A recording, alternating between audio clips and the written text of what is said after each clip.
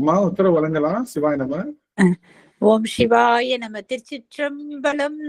சாயாண்பினை நாள்தோறும் தழிப்பவர் தாயே ஆகிய வளர்த்தனை போற்றி. தென்னாடுடைய சிவனே போற்றி. எந்நாட்டவர்க்கும் இறைவா போற்றி. காவாய் கடகத்திரளே போற்றி. கைலை மலையானே போற்றி போற்றி. ஐயா, நாளொரு துதி பாடி ஆரம்பிக்கலாம் ஐயா. சிவாய நம. திருச்சிற்றம்பலம். ஒளியர்கோன் வெப்பொழித்த புகழியர்கோன் கடல் போற்றி. ஆலிமிசை கல்மிதப்பில் அணைந்த பிரான் அடி போற்றி. வாழி திருநாவலும் வன் தொண்டர் பதம் போற்றி. பூலிமணி திருவாதபூரன் திருத்தாள் போற்றி. ஊழிமலி திருவாதபூரர் திருத்தாள் போற்றி. ஆடல் வல்லான் சொக்கநாதருடைய திருவருளும், அங்கற்கண்ணி மீனாட்சியுடைய திருவருளும், மாணிக்க வாசருடைய திருவருளும் ஒன்றாக சேர்த்து இந்த திருவாசக சிந்தனை அமர்வு என்ற நிலைக்களத்தை நமக்கு பரிசாக தந்திருக்கின்றது. அப்பேற்பட்ட குருவருளையும் திருவருளையும் அடியேன் மனம், மொழி, மெய்களினாலே வழிபாடு செய்கின்றேன். மேலும் இங்கு குழுமி இருக்கக்கூடிய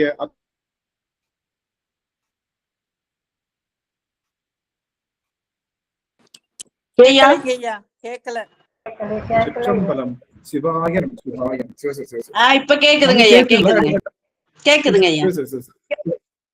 சொக்கநாத வெண்பா. நமச்சிவாய நமச்சிவாய. சொக்கநாதன். வாக்கிலுரை பொய்யே மனம் நினைப்பதும் கவடே. ஆக்கை தினம் செய்வதகர்த்தியமே.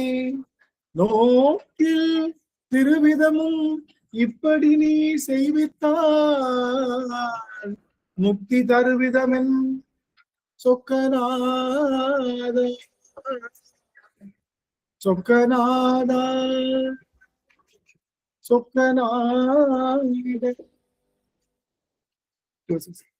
சொக்கநாதருடைய கருணையினாலே நாம் போற்றி திரு அகவல் என்ற அந்த பதிகத்தை தொடர்ந்து சிந்தித்து வருகின்றோம்.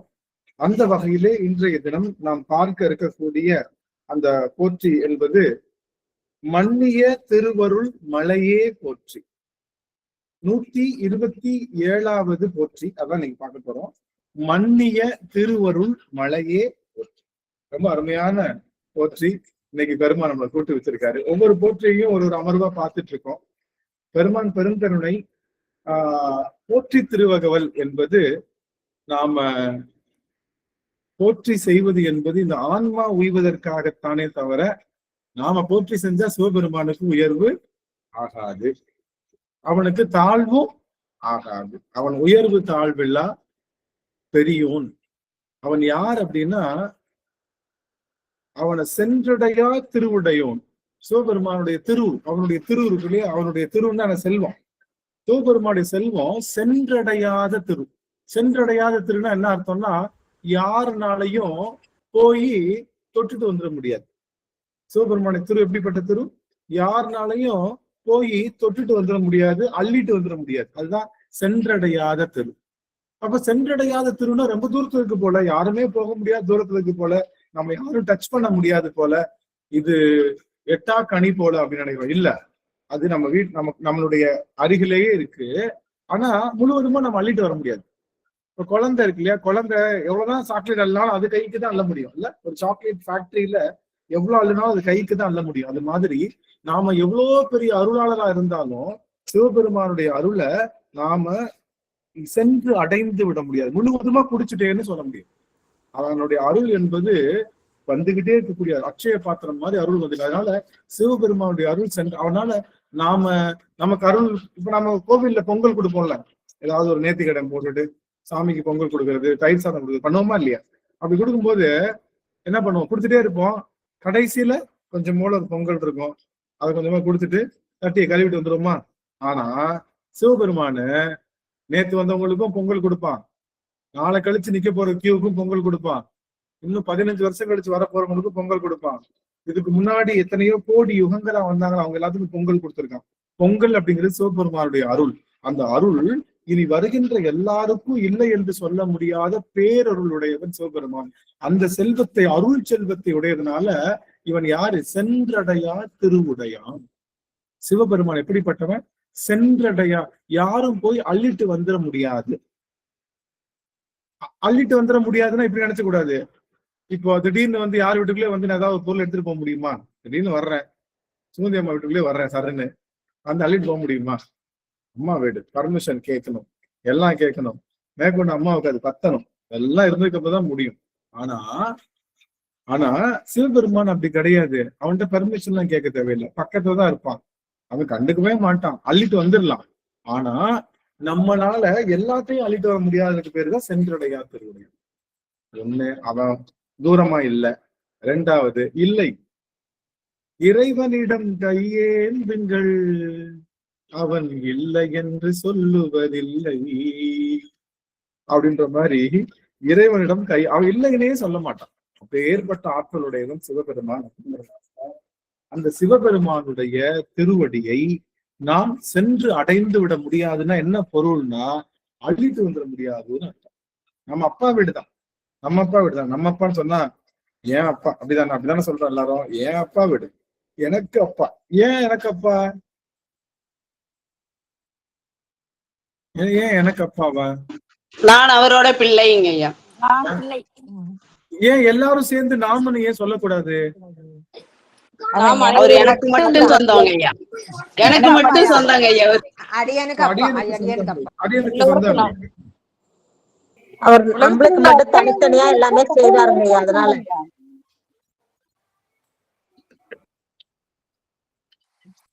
ஐயா வருவார், இருங்க. ஒரே ஒரு நிமிஷம் சாமி, அந்த இது மட்டும் போட்டுக்கணும், மன்னிக்கணும். ஒரு நிமிஷம் சாமி, ஒரே ஒரு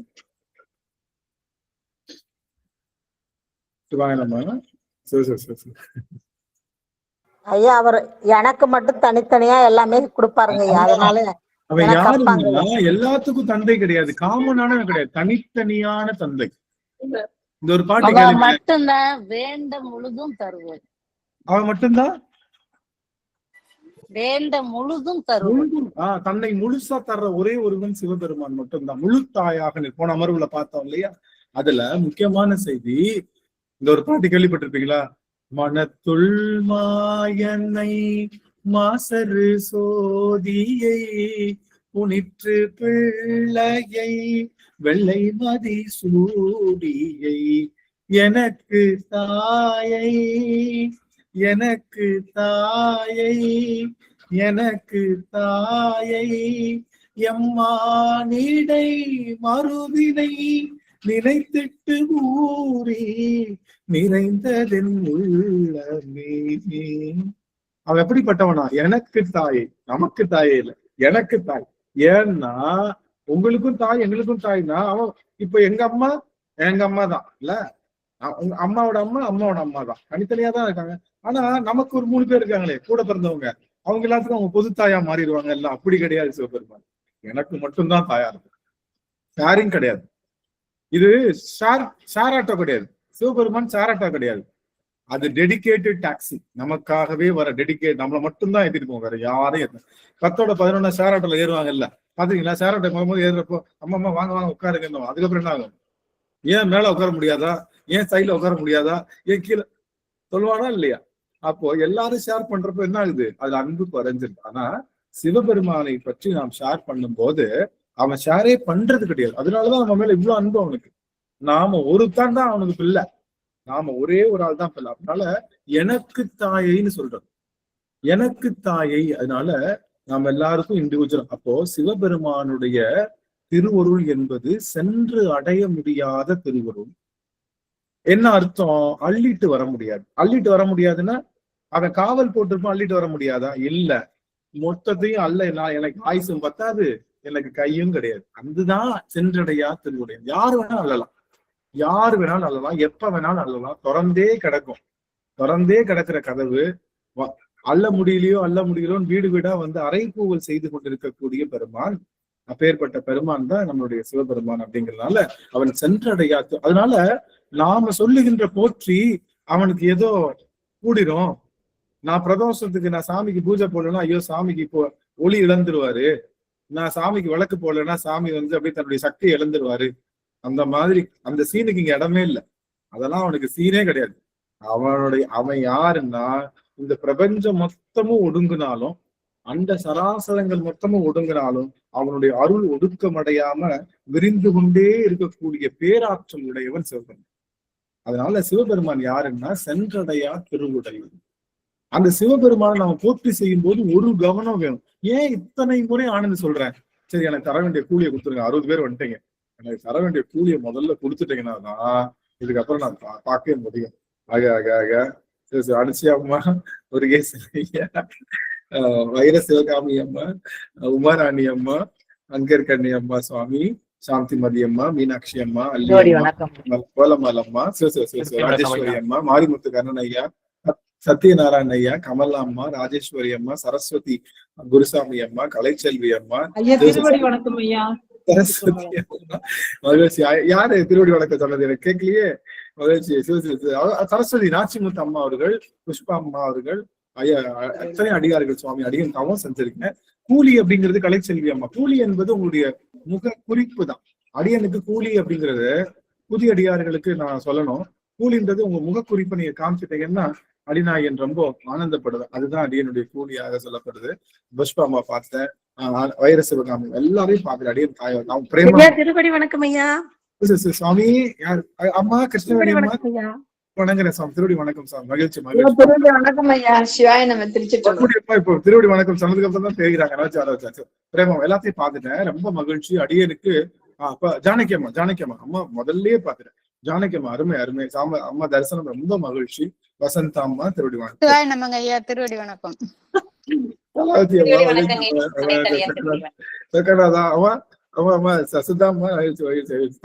தவம் பண்ணிட்டேன், அவ்வளவுதான். இதுக்கு மேல தவம் அன்ன தவத்துக்கு அதிகமான வரம் கொடுத்துட்டீங்க இன்னைக்கு. மகிழ்ச்சி மகிழ்ச்சிங்க சுவாமி. சரி,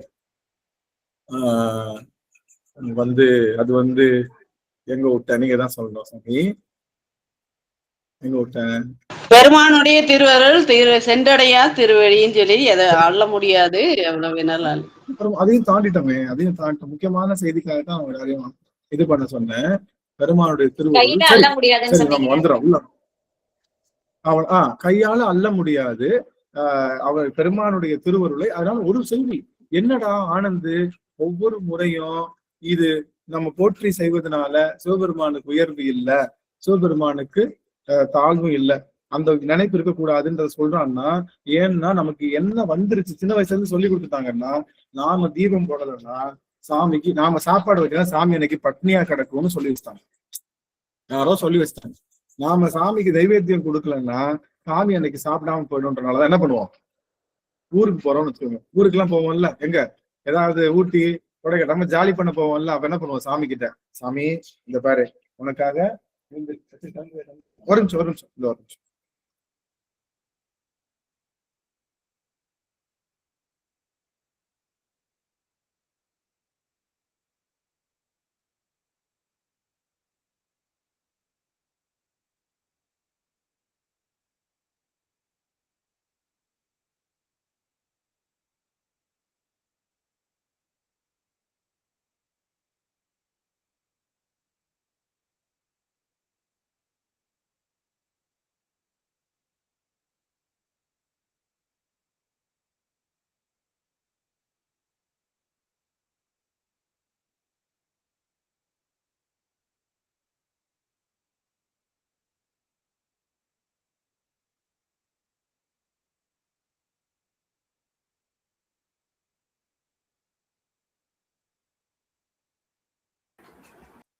மன்னிக்கணும்மா சுவாமி, மன்னிக்கணும். பல காலம் என்ன ஒருன்னா, ரொம்ப வருட காலமா வாக்கியா தகராறுன்னு சொல்லுவோம்ல, அந்த மாதிரி ரொம்ப வருட காலமா பேச்சுவார்த்தையே இல்லை. திடீர்னு இன்னைக்கு வந்துட்டாங்க. நான் ஒன்னும் பண்ண முடியல. யாரா வேணா இருங்க, அவங்கள ரொம்ப நெருங்கின சொந்தம். பல காலமா வழக்கம் போல சில காரணங்களால பேச்சுவார்த்தை எதுவுமே இல்லாம இருந்தாங்க. இன்னைக்கு கரெக்டா அமர்வப்போ வந்ததுன்னு எனக்கு இதை நினைச்சு சந்தோஷப்படுறதா வருத்தப்படுறதா ஒண்ணுமே தெரியல. எங்க அடியார்கள் அங்க 61 அடியார்கள் காத்திருப்பாங்க. ரொம்ப வருஷம் கழிச்சு வந்திருக்கோம். ஒரு நிமிஷம் நீங்க நான் பேசிட்டு தான் வந்தேன். ஒரு நிமிஷம் எல்லாம் பேசிட்டு எல்லாம் உபசரிப்பு எல்லாம் செய்துட்டு தான் வந்தேன். ஆனா எங்க அடியவர் பெருமக்கள் தவிர அடியருக்கு ஒரு பெரிய செய்தி இல்லைன்றனால பாய் சொல்லிட்டு வந்துட்டேன். அப்புறம் அவங்க இருந்து பேசிட்டு தராங்க. மகிழ்ச்சி. சரி, நமக்கு அடியவர் திருவடி ஒன்றுதான். அது இந்த டைம் தான். அதனால பெருமான் சோதனை செய்வான். அங்க போறானா இங்க சீக்கிரம் முடிச்சுட்டு நீங்க பாருங்க சிவா. நம்ம பொறுமையா பாக்கலாம் சிவா. போயிட்டான் பாத்துக்கலாம். வந்து பேசியாச்சு பாத்து. சரி, அப்போ மன்னிக்கணும் சுவாமி. சாமிக்கு நம்ம பொங்கல் கொடுக்கலைன்னா அவர் பசிக்குன்னு சொல்லி நினைக்க கூடாது. வெளியேறுவோனா ஊருக்கு போறப்ப என்ன பண்ணுவோம், 2 முந்திரியை காமிச்சிட்டு, இந்தாயா நான் வர்ற வரைக்கும் இந்த முந்திரியும் பேரிச்சம்பழமும் ஷேர் பண்ணி சாப்பிட்டுருவோம் எல்லாரும். இல்ல ஷேர் பண்ணி அம்மாவனையும் ஷேர் பண்ணி சாப்பிட்டுக்கோன்னு 2 முந்திரியை வச்சுட்டு போவோம். அப்போ நமக்கு என்ன உணர்வு இருக்குன்னா, நாம பெருமானுக்கு படி அளக்கிறோன்ற உணர்வு இருக்கு இல்லையா, அது தவறு. அந்த தவறு நாம கொடுக்கறனாலதான் அவன் சாப்பிடுறான். இல்ல, அவனுக்கு சாப்பாடு வைக்கிறனால எனக்கு இந்த உயிருக்கு உணவு கிடைக்க போகுது அப்படிங்கிற உணர்வு வரணுன்றதுக்காகத்தான் அடிக்கடி அதை நான் சொல்லிட்டே இருக்கேன். புரியுதுங்களா? நான் சொல்றது புரியுதுங்களா? இது மனசுக்குள்ள ஊறிடுச்சு நம்மளுக்குள்ள. சின்ன வயசுல இருந்து அப்படின்னு சொல்லிட்டாங்க. அதனாலதான் அவனை போற்றி செய்யும் போது அவன் உயரல, இந்த ஆன்மா உயருது. அவனுக்கு நிவேதனம் பண்ணும் போது இந்த ஆன்மாவுக்கு உள்ள அந்த உடல், அந்த உயிருக்கு அமுதம் கிடைக்குது. அவனுக்கு நீராட்டும் போது, அவனுக்கு நம்ம பாலாட்டும் போது, அவனுக்கு நம்ம பலவிதமான திரவியங்கள் ஆட்டும் போது நம்முடைய உடல்ல இருக்கக்கூடிய மனத்துல இருக்கக்கூடிய அத்தனை நோய்களும் போகுது. இந்த உணர்வு தான் இருக்கணுமே தவிர, சிவபெருமான நாம செய்யறப்போ அவன் ஜாலி பண்ணிட்டு இருக்கான், அவன் நம்மகிட்ட தான் வாங்கி சாப்பிட்டுட்டு இருக்கான்ற உணர்வு நமக்கு வரக்கூடாது. புரிஞ்சுதுங்களா? அதே மாதிரி இங்க கவனிங்க, ஒரு நிமிஷம் கவனிக்கலாம் எல்லாரும். ஒரு நிமிஷம். இப்ப என்னன்னா, அடியாறுகளுக்கு கொடுக்குறோம்ல, கொடுக்குறப்போ எப்படி கொடுக்கணும்? அடியார்களுக்கு ஏதாவது நம்ம கொடுக்குறோம், அடியார்களுக்கு கொடுக்குறோம், இந்த மாதிரி ஏதாவது பொருள் எடுத்துக்கிட்டோம்னா ஒரு தட்டை கீழே வச்சிடணும். ஒரு தட்டு மேல இன்னொரு தட்டு வச்சு எடுக்கணும். என்ன பண்ணணும்? அவங்க அதை எடுக்கணும். நாம நாம கொடுக்குற இடத்துலயே அவங்க பெறுற இடத்துல இருக்கக்கூடாது. அடியார்களுக்கு நாம கொடுக்கும்போது நாம கொடுக்குறோம், அவங்க வாங்குறோம் இல்ல. அவங்க என்ன பண்ணுவாங்க, கையில தட்டை எடுத்து வச்சிடணும். நான் சொல்றது புரியுதுங்களா? நல்ல பெரிய தட்டு, அதுல ஒரு நம்ம கை கீழே இருக்கணும், நம்ம கை கீழே இருக்கணும், அவங்க கை மேல வரும். அந்த மாதிரி செய்யும் போது அப்ப கூட என்ன சொல்றது, அடியாருக்கு நான் கொடுத்தேன் அப்படிங்கிற எண்ணம் வந்துடக்கூடாது. அடியார்கள்ட்ட இருந்து, என்கிட்ட இருந்து அடியார்கள் பெறப்பெற்றார்கள், எடுத்துக்கொண்டார்கள்ன்ற எண்ணம் தான் இருக்கணுமே தவிர. ஏன்னா அடியார்கள் யார் தெரியுமா? ராஜா வீட்டு கண்ணுக்குட்டி. அடியார்கள் யாரு? ராஜா வீடு. அவங்களுக்கு எல்லாமே கிடைக்கும். அவங்க அடியாராவே. அவங்களுக்கு போய் நாம என்ன பண்றது? அவங்க அப்பனோட அடிமைகள், அப்பனோட பிள்ளைங்க. அதனால அடியாருக்கு கொடுக்கும்போது பெரிய பெரிய குருநாதருக்கோ நம்ம பெரிய பெரிய சன்னிதானங்களுக்கோ கொடுக்கும்போது நம்ம கையில எப்படி கொடுக்கணும்? நம்ம என்ன பண்ணணும்? நம்ம கீழே இருக்கணும், அவங்க அதை எடுத்துக்கணும். அந்த மாதிரிதான் செய்யணும். அது மாதிரி செய்யறதுதான். என்ன காரணம்னா, நாம கொடுக்குறோம் அப்படிங்கிற எண்ணம் அங்க வரக்கூடாதுன்றதுதான். நாம செய்கின்ற பூசணையில தான் பெருமான் இருக்கான். அவன் அங்கதான் ஜீவிதம் பண்ணிட்டு இருக்கான். நம்ம வச்சிருக்கோம்ல செல்ஃப், நம்ம செல்ஃப்ல உட்காந்துக்கிட்டு அவன் எப்படா சாப்பாடு போடுவான்னு உட்கார்ந்து இருக்கிறதா நம்ம நினைக்கிறோம்ல. அது நான் வஸ்திரம் கட்டுறதுனாலதான் அவனுக்கு வஸ்திரம். அவனுக்கு சிவபெருமானுக்கு வஸ்திரம் எது? சிவபெருமானுக்கு வஸ்திரம் எது? புலித்தோல் ஆடை. சரி, வேதங்கள். ஆகா ராஜேஸ்வரி அம்மா, வேதங்கள். 4 வேதம் ஐயா. ஆமா, 4 வேதங்கள். ஆனா நல்லா கவனிங்க, புலித்தோல் ஆடை சொல்றோம்ல, அது அவனுக்கு பிடிக்காத ட்ரெஸ் தெரியுமா? புலித்தோல் ஆடை பிடிக்காத ட்ரெஸ். 4 வேதங்கள் அவன் கட்டல, அது ஓடி வந்து கட்டிக்கிச்சு. 4 வேதங்கள். அதான் கோவணம் அவன் கட்டல, 4 வேதங்களும் வந்தது இல்ல. அது போய் அம்மாவை கட்டி பிடிக்கிற மாதிரி போய் சிவபெருமானை போய் அப்படி கட்டிப்பிடிக்குது. சிவபெருமானை கட்டிப்பிடிச்சா எங்கதான் கட்டிப்பிடிக்க முடியுதான்? வேதங்கள் இடுப்புலதான் கட்டிப்பிடிக்க முடியுதான். அவனுடைய உயரத்துக்கு போக முடியல. வேதங்கள்னால கூட ஓடி போய், இப்ப குழந்தை 2 வயசு குழந்தை வந்து அம்மாவை எங்கதான் கட்டிப்பிடிக்கும்? இடுப்பு வரைக்கும் தான் பிடிக்க முடியும் இல்ல, அதுக்கு மேல பிடிக்க முடியும். அந்த மாதிரி வேதங்களே சிவபெருமானுடைய இடுப்பளவு தான் இருக்கான். வேதங்களும் சரி, ஆகமங்களும் சரி, சாத்திரங்களும் சரி, அவனுடைய முழு அளவை எந்த வேதங்களால். அதனாலதான் வேதங்கள் ஐயா என ஓங்கி ஆழ்ந்து அகன்ற நுண்ணியனை. சில பேர் என்ன பண்றாங்க, வேதம் தான் பெருசு, சிவபெருமான் தூக்கி ஓரமா வைங்க அப்படின்லாம் சொல்றோம். பாத்தீங்களா? சில பேர் வேத மந்திரம் சொல்றதுதான் பெருசு, சிவபெருமான் எல்லாம் தூக்கி ஓரமா வைக்கலாம் அப்படிங்கிற மாதிரி சொல்லிட்டு இருக்கேன். அப்படி இல்ல. சிவபெருமானுக்கு வேதங்கள் எல்லாம் இடுப்பளவுதான். முருகப்பெருமான் பாத்துறீங்களா? முருகப்பெருமான் என்ன பண்ணிருப்பாரு? ஒரு கையில இடுப்புல கை வச்சிருப்பாரு, இன்னொரு கைய கீழே காட்டிருப்பாரு. இல்ல கையில இப்படி இடுப்புல கை வச்சிருப்பாரு. அப்படி பாத்துறீங்களா? எல்லா முருகப்பெருமான போஸ் வந்து கையில இப்படி வச்சிருப்பாரு, கீழே வரத கஷ்டம் இருக்கும், இல்லாட்டி தண்டம் எந்திரிப்பாரு. அவ்வளவுதான். தண்டாயுத பாணினா ஒரு கையில தண்டம், ஒரு கையில இடுப்புல வரைக்கும். என்ன அர்த்தம்? இடுப்பு கை காட்டுறாங்கன்னா என்ன அர்த்தம் தெரியுமா? இடுப்பை காட்ட என்ன அர்த்தம் தெரியுமா? என்ன நீ நம்பி வந்தா இந்த உலகம் என்ற சமுத்திரம் இடுப்பளவுதான். நீ நடந்தே வந்துடலாம், நீச்சல் கூட அடிக்க தேவையில்லை. புரியுதுங்களா? புரியுதுங்களா? என்ன நீ நம்பி வந்தா உலகம் என்ற சமுத்திரம் எவ்வளவு? இடுப்பளவுதான். நான் காமிக்கிறேன் பாரு, இந்த அளவுதான். நீ நீச்சல் கூட போட தேவையில்லை, நடந்தே வந்துடலாம். அதனால கவலைப்படாத. சம்சாரம் என்ற சாகரம் இடுப்பளவாகி போகிவிடும். இறைவன் குருநாதனாக, முருகப்பெருமான் குருநாதனாக நின்றாள். அதைத்தான் முருகப்பெருமானுடைய இடுப்புல வச்சு அந்த போஸ் காட்டுது. இன்னைக்கும் போய் பாருங்க, எல்லா ஆண்டி கோலத்தில் இருக்கக்கூடிய ஒரு கையில தண்டம் பிடிச்சிருப்பாரு, இன்னொரு கையில இடுப்புல அப்படி கை வச்சிருப்பாரு. இடுப்புல கை வச்சதுக்கு இவ்வளவு பெரிய அர்த்தம் இருக்கு. வடபழனியில அப்படிதான் இருப்பாரு ஐயா. வடபழனி எல்லா தண்டாயுத பாணியும் அப்படிதான் இருப்பாங்க. எல்லா தண்டாயுத பாணியும் அப்படிதான் இருப்பாங்க. அதனால அதே மாதிரி நீங்க பாத்தீங்கன்னா நம்ம திருச்செந்தூர் முருகனும் இடுப்புல கை வச்சிருப்பாரு. பாத்தீங்களா? கையில இடுப்புல கை வச்சிருப்பாரு, ஒரு கையில பூ, ஒரு கையில அங்குலிசம், இன்னொரு கையில இருக்கும். அதெல்லாம் அப்போ என்ன சொல்ல வர்றாங்க? இடுப்புல கை காமிக்கிறார் இவரு. நல்லா கவனிங்க. சுப்ப என்னைய நம்புனா கடல் என்னவாயிடும்? கடல் உனக்கு என்னவாயிடும்?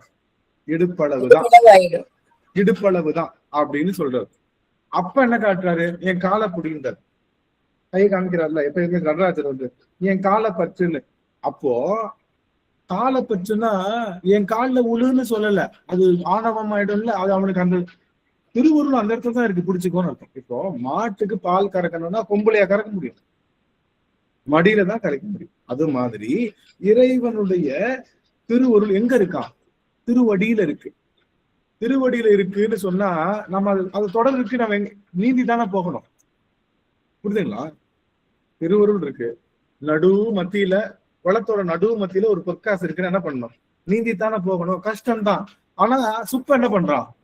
நீ நீந்த வேண்டாம், நீ நீந்த வேண்டாம், இடுப்பளவாயிரும், நடந்தே வந்து எடுத்துக்கலாம். அதனால அப்ப வழிகாட்டினா சுப்ப அதை இலகுவா மாத்துறான். அப்ப வழிகாட்டுறான், இங்க வாங்க. சுப்ப என்னவா மாத்துறான்? அத இலகுவா ஈஸியா மாத்துறான். குருநாதருடைய வேலையே அதுதான். இறைவனுடைய திருவடிக்கு ஈஸியா கொண்டு போய் சேர்க்கிற டெக்னிக்கை சொல்லி தரதுதான் குருநாதருடைய வேலையே, வேற ஒண்ணுமே கிடையாது. அப்ப குருநாதர் திருவடி பற்றினால் சம்சார சாகரம் என்னவாகிவிடும்? இடுப்பளவாயிருங்க ஐயா, இடுப்பளவாயிடும். அதுதான் முருகப்பெருமானுடைய எல்லா கடங்களையும் இருக்கிற அவன் தான் குருநாதர். சரி, அப்போ இப்ப சிவபெருமானுடைய திருவடி, அந்த திருவடியை வணங்க அவனுக்கு நாம வைக்கிறனால, அவன் ஆடை சொன்னேன் இல்லையா? ஆடை தான் விட்டேன், நல்லா ஞாபகம் இருக்கு, ஆடையில தான் விட்டேன். சிவபெருமானுக்கு கோவணம் என்பது என்னது? அவன் சாத்திக்கிட்ட ஆடை இல்ல, அது எது? அதுவா வந்து கட்டிக்கிச்சு. அவன் இடுப்புல கட்டிருக்கான்னு புலித்தோல், அவனுக்கு அது பிடிக்காத ஆடை. ஏன்? வேதங்கள் தானே வந்தது அவனை கொல்றதுக்கு. புலியா? வேத புலி வந்தது, அதை என்ன பண்ணான்? தோலை உரிச்சு இடுப்புல காட்டிட்டான், தோலை உரிச்சு இடுப்புல காட்டிட்டான். அப்ப வேத புலி, அது அவனுக்கு பிடிக்காத ஆடை. சரி, ஆனா இறைவனுக்கு ஆடை என்பது 4 திசைகளும் அவனுக்கு ஆடை. திகம்பரன் அவனுக்கு பேரு, திகம்பரன். திகம்பரன் என்ன அர்த்தம்? ஆடைகளையே 4 திசைகளையே ஆடைகளாக கொண்டு. அப்படின்னா ஒண்ணும் கிடையாது, ட்ரெஸ்லெஸ் அர்த்தம். அவனுக்கு ஆடை என்பதே கிடையாது. சிவபெருமானுக்கு ஆடை என்பதே கிடையாது, நாம தான் ஆடை போட்டுட்டோம். அவனுடைய இயல்பு. ஏன்னா அறிவு பொருளுக்கு என்ன இருக்காது? அறிவு பொருளோட என்ன இருக்காது? எந்த குழந்தையாவது பேம்பர் போட்டு பிறகுதா? ஏங்க, எந்த குழந்தையாவது பேம்பர் போட்டு பிறகுது? ஏன் ஏன் அப்படி பிறக்க மாட்டேங்குது? ஏன்? எதுக்காக சொல்லுங்க? ஏன் அப்படி பிறக்க மாட்டேங்குது? காரணம், பேம்பர்ன்றது சடப்பொருள். இந்த உயிர் பொருள்ல சடப்பொருள் தோன்றாது. அதனால அந்த உயிர் பொருள் ஆகிய இருக்கிறதுல சடப்பொருள்ன்றது எதுவுமே இருக்காது. அந்த காரணத்துக்காகத்தான் அது போல சிவபெருமான்ட்ட சடப்பொருள் இல்ல. அவன் உடம்புல ஒரு சடப்பொருள் கூட இல்ல. இருக்கிற சடப்பொருளை நமக்காக வச்சிருக்கான். இங்க பாரு, இதுக்கு இது அர்த்தம், இதுக்கு இது அர்த்தம், இதுக்கு இது அர்த்தம், அதுக்கு அது அர்த்தம்னு. நீங்க அந்த மனிதன் படம் பாத்தீங்களா? மனிதன் மனிதன் மனிதன் இவன் தான் மனிதன் படம் பாத்தீங்களா? ரஜினி படம். அதுல ரஜினி பாத்தீங்கன்னா நிறைய குண்டெல்லாம் வச்சுட்டு இப்படி திரும்புவாரு, நிறைய குண்டா உடம்பு பூரா தொங்கும். அதெல்லாம் எதுக்காகன்னா மக்களை காப்பாத்திருக்காங்க. அந்த மாதிரி நம்ம அப்ப உடம்பு பூரா வச்சிருக்காங்க இல்லையா, அதெல்லாம் யாருக்கு? நமக்கு தெளிவு பண்றதுக்காக.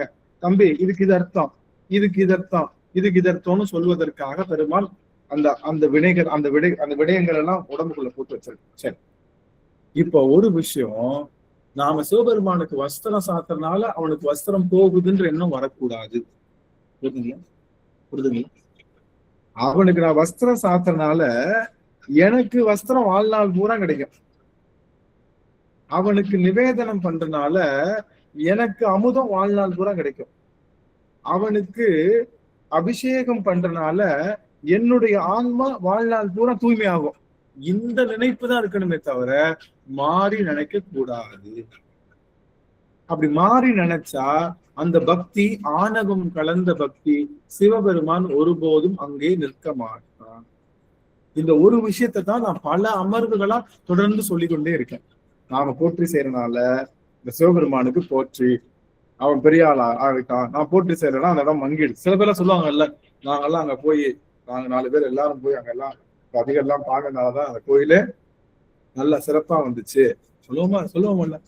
அந்த மாதிரிலாம் கிடையாது. சிவபெருமானுக்கு அவனுடைய அருளே அவனுக்கு போதுமானதுதான். அந்த நினைப்பு தான் நமக்கு என்ன பண்ணுது, நம்மளுடைய ஆன்மாவை இன்னும் மேல போக விடாம தடுக்குது. அந்த நினைப்பையும் இந்த போற்றி திருவுகள் அறுக்குது. அப்ப எவ்வளவு தூய்மையாக்குது பாருங்க, நம்மளுக்கு எவ்வளவு தூய்மையாகுது. அப்ப சிவபெருமானுக்கு நாம் செய்கின்ற ஒவ்வொரு செயலும் அது சிவபெருமான் மேன்மைக்காக அல்ல, நம்முடைய மேன்மைக்காக அப்படின்னு உணருது. புரியுதுங்களா? நான் சொல்றது புரியுதுங்களா? இவ்வளவு நேரம் அடியன் எடுத்துக்கிட்டாய். அதுதான் இனிமே நிவேதனம் வைக்கிறப்ப என்ன நினைக்கணும், சாமி நீ சாப்பிடு கிடையாது, சாமி நீ சாப்பிடு கிடையாது, என்ன செய்யணும், சாமி அமுதம் வச்சுட்ட, உயிருக்கு அமுதம் கொடுத்துருங்க. ரெப்ரசன்டேஷன், பண்ட பரிமாற்றம் வைக்கிற மாதிரி. என்னது பண்ட பரிமாற்றம் மாதிரி. அவன் சாப்பிட மாட்டான், ஆனா நமக்கு கொடுத்துருவோம். சுவாமி வஸ்திரம் சாப்பிட்டுட்டேன், வாழ்நாள் பூரா வஸ்திரம் எல்லாருக்கும் கிடைக்கிற மாதிரி. சுவாமி மலர் மாலைகள் சாப்பிட்டுட்டேன், என்னைக்கும் மலர் நிறைந்து இருக்கிற மாதிரி பார்த்தேன். சுவாமி தீபம் காட்டுறேன், என்னைக்கும் என் வாழ்க்கையில இருள் சூழாம பார்த்தேன். தூபம் காமிச்சிட்டேன், சாமி என்னைக்கும் நறுமணம் வீசுவதாக என் வாழ்வை நீங்க பார்த்தேன். இந்த உரைப்பு தான் நமக்கு வரணுமே தவிர இப்படி மாத்தி வரக்கூடாது. தூபம் போட்டேன்னா ஜம்முன்னு இருக்கியா சாமி, உனக்கு நல்ல ஸ்மெல் வருதா, ஜம்முன்னு இருக்கியா, வஸ்திரம் 10 வருஷம் கட்டிருக்கேன் சாமி, நேத்து உனக்கு சாதா வஸ்திரம் தான் கட்டினேன், பட்டு வஸ்திரம், இன்னைக்கு எப்படி ராஜா மாதிரி இருக்கியா. அந்த நினைப்பு என்ன வாங்கிக்கிறோம், நம்மளுடைய பக்திய வேற வடிவத்துக்கு கொண்டு போயிடும்ன்றதுனாலதான் அடிநாயேன் இந்த செய்தியை அடியார். ஏன்னா இது எல்லாரும் பண்றோம் இல்ல, நானும் தான் பண்ணிட்டு இருந்தேன், அடியானும் பண்ணிட்டு தான் இருந்தேன். இந்த மாதிரி நான் வைக்கிறதுனாலதான் சாமிக்கு சாப்பாடு தெரியும். அன்னைக்கு ஒரு நாள் சாப்பாடு வைக்கிறேன்னா ஐயோ சாமி சாயங்காலம் வரைக்கும் சாமி பட்னியா கறந்துட்டாரு அப்படின்ற உணர்வோட சாமி வைப்பேன். அப்ப என்ன அர்த்தம், இறைவனை வணங்குறதே தன்முனைப்பு அறணுன்றதுக்காகத்தான். சிவபெருமான வணங்குறதே தன்முனைப்பு அறணும்னு. அவனுக்கிட்டே என்ன பண்றோம், டேய் நான் தான் உனக்கு சாப்பாடு போடுறேன், நான் தாண்டா உனக்கு ட்ரெஸ் மாத்துறேன், நான் தாண்டா உனக்கு கோயில் கொடுக்குறேன், நான் தாண்டா இடம் கொடுக்குறேன். சாமி ஐயா இடையூறு மன்னிக்கணும், கண்ணப்பன் அப்படிதாங்க ஐயா நினைச்சாரு. கண்ணப்பன் நான் வைக்கலன்னா அவர் சாப்பிட மாட்டாரு, தனியா இருப்பாரு அப்படிங்கிற மாதிரி நினைப்பாங்க இருந்துச்சுலங்க ஐயா. அதனால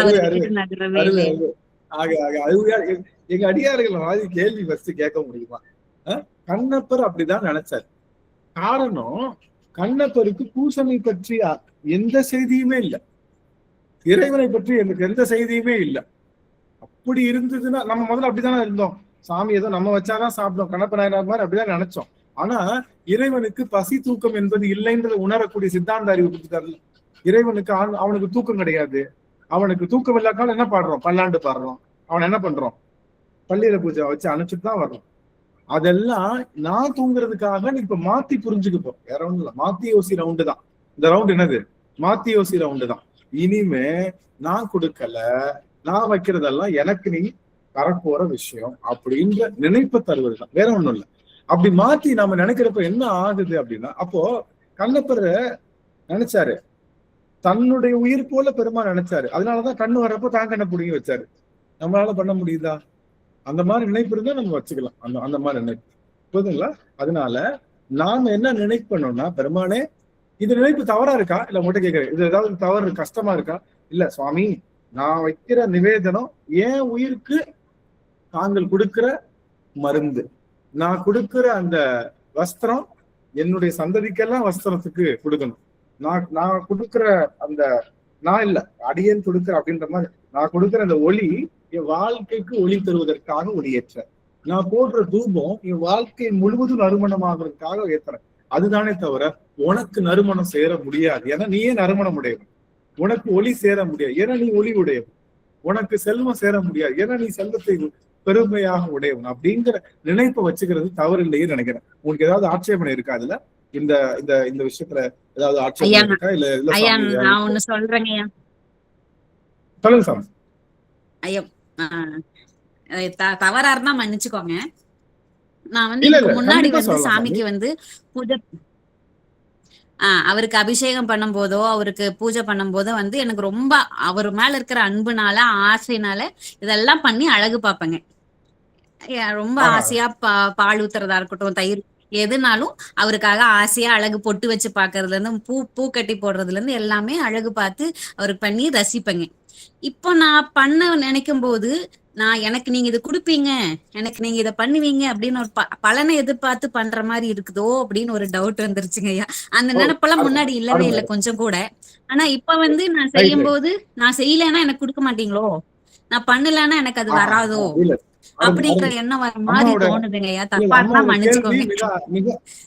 மிக அருமையான கேள்வி, மிக அருமையான கேள்வி. நான் அடியேன் சொல்வது என்னன்னா, நீங்க எதுவுமே நினைக்காம பூஜை பண்றதுதான் நல்லது. நிராகார பூஜை சொல்றோம்ல, எதுவுமே நினைக்கல, அவனை பார்த்தா அழகு, அவன்கிட்ட உட்காந்துருந்தா அழகு, அந்த பூஜைக்கு நிகர் எதுவுமே இல்லை. ஆனா மாத்தி யோசிச்சிட வேணான்னு தான் சொல்றேன். நான் வச்சாதான் சாப்பிடுவான், நான் வச்சாதான் அவனுக்கு ஆடை, நான் கொடுத்தாதான் இடம் அப்படிங்கிற உணர்வு மட்டும்தான் அடிக்க டெலிட் பண்ண சொல்றேன். நீங்க நல்ல உணர்வு வச்சிருந்தீங்கன்னா அதை மெயின்டைன் பண்ணலாம், தப்பு கிடையாது. இந்த உணர்வு வர வேணாம்னு சொல்றேனே தவிர மேலோங்கிய உணர்வு நிராதாரமா சாமி எந்த உணர்வும் இல்லாம அவனுக்கு நான் போய் நிவேதனம் பண்றேன், எந்த உணர்வும் இல்லாம அவனுக்கு வந்து நான் வந்து அபிஷேகம் பண்றேன், அவனை பார்த்தா போதுன்ற நினைச்சு பண்றேன்னா அது அருமையான உணர்வு, அதை நீங்க மெயின்டைன் பண்ணிக்கலாம். மாத்தி இது வந்துட வேணாம். இந்த உணர்வு இருக்கிறவங்க மாத்திக்கலாம், புரியுதுங்களா? 2ஆம் கிளாஸ் இருக்கிறவங்க 3ஆம் கிளாஸ் போகலாம். ஏற்கனவே 10ஆம் கிளாஸ் படிக்கிறவங்க எதுக்கு 3ஆம் கிளாஸ் போனா, அவங்க அந்த 10ஆம் கிளாஸ் இருந்துக்கலாம், தப்பு இல்லை. புரியுதுங்களா? நான் சொல்றது புரியுதுங்களா சாமி? அருமையான கேள்வி, அதுக்கு விளக்கமும் இதுதான். அதனால முக்கியமான செய்தி, நீங்க ஏற்கனவே நல்ல சாமிகிட்ட எதுவுமே வேண்டத்தக்கது அறிவு இருக்கு எல்லாமே. ஆனா இந்த நினைப்பு இருக்கு, நான் சாப்பாடு வைக்கிறேன்னா சாமிக்கு சாப்பாடு இல்லை, நான் ஒளி ஏற்றலாம் பெருமாள் ஒளி இல்லாம இருக்கு அப்படிங்கிற நினைப்பு வேண்டான்னு தான் சொல்றேனே தவிர அம்மாவோட சுதா அம்மாவோட அந்த உரைப்பும் நினைப்பும் போற்றுதலுக்குரியது. அதை நீங்க மெயின்டைன் பண்ணணும், தப்பே இல்லை. புரியுதுங்களா சாமி? மகிழ்ச்சி.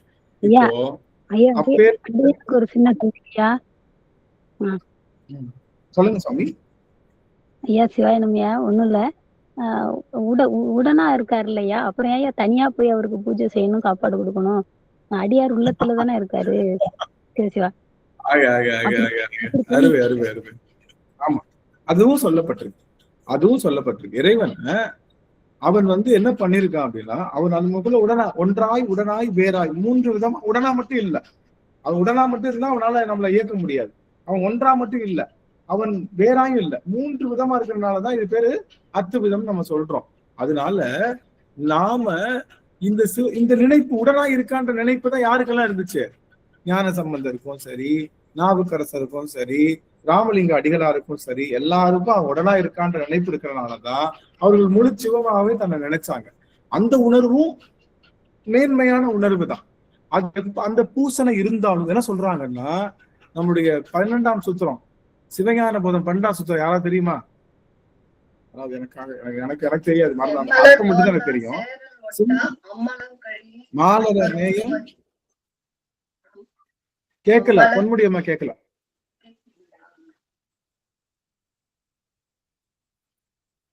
சூத்திரம் சரி, அதனுடைய அர்த்தத்தை சொல்றேன். மாலர நேயம் நலிந்தார் வேடம் தானேன சாதன அரங்கால செல்லும்.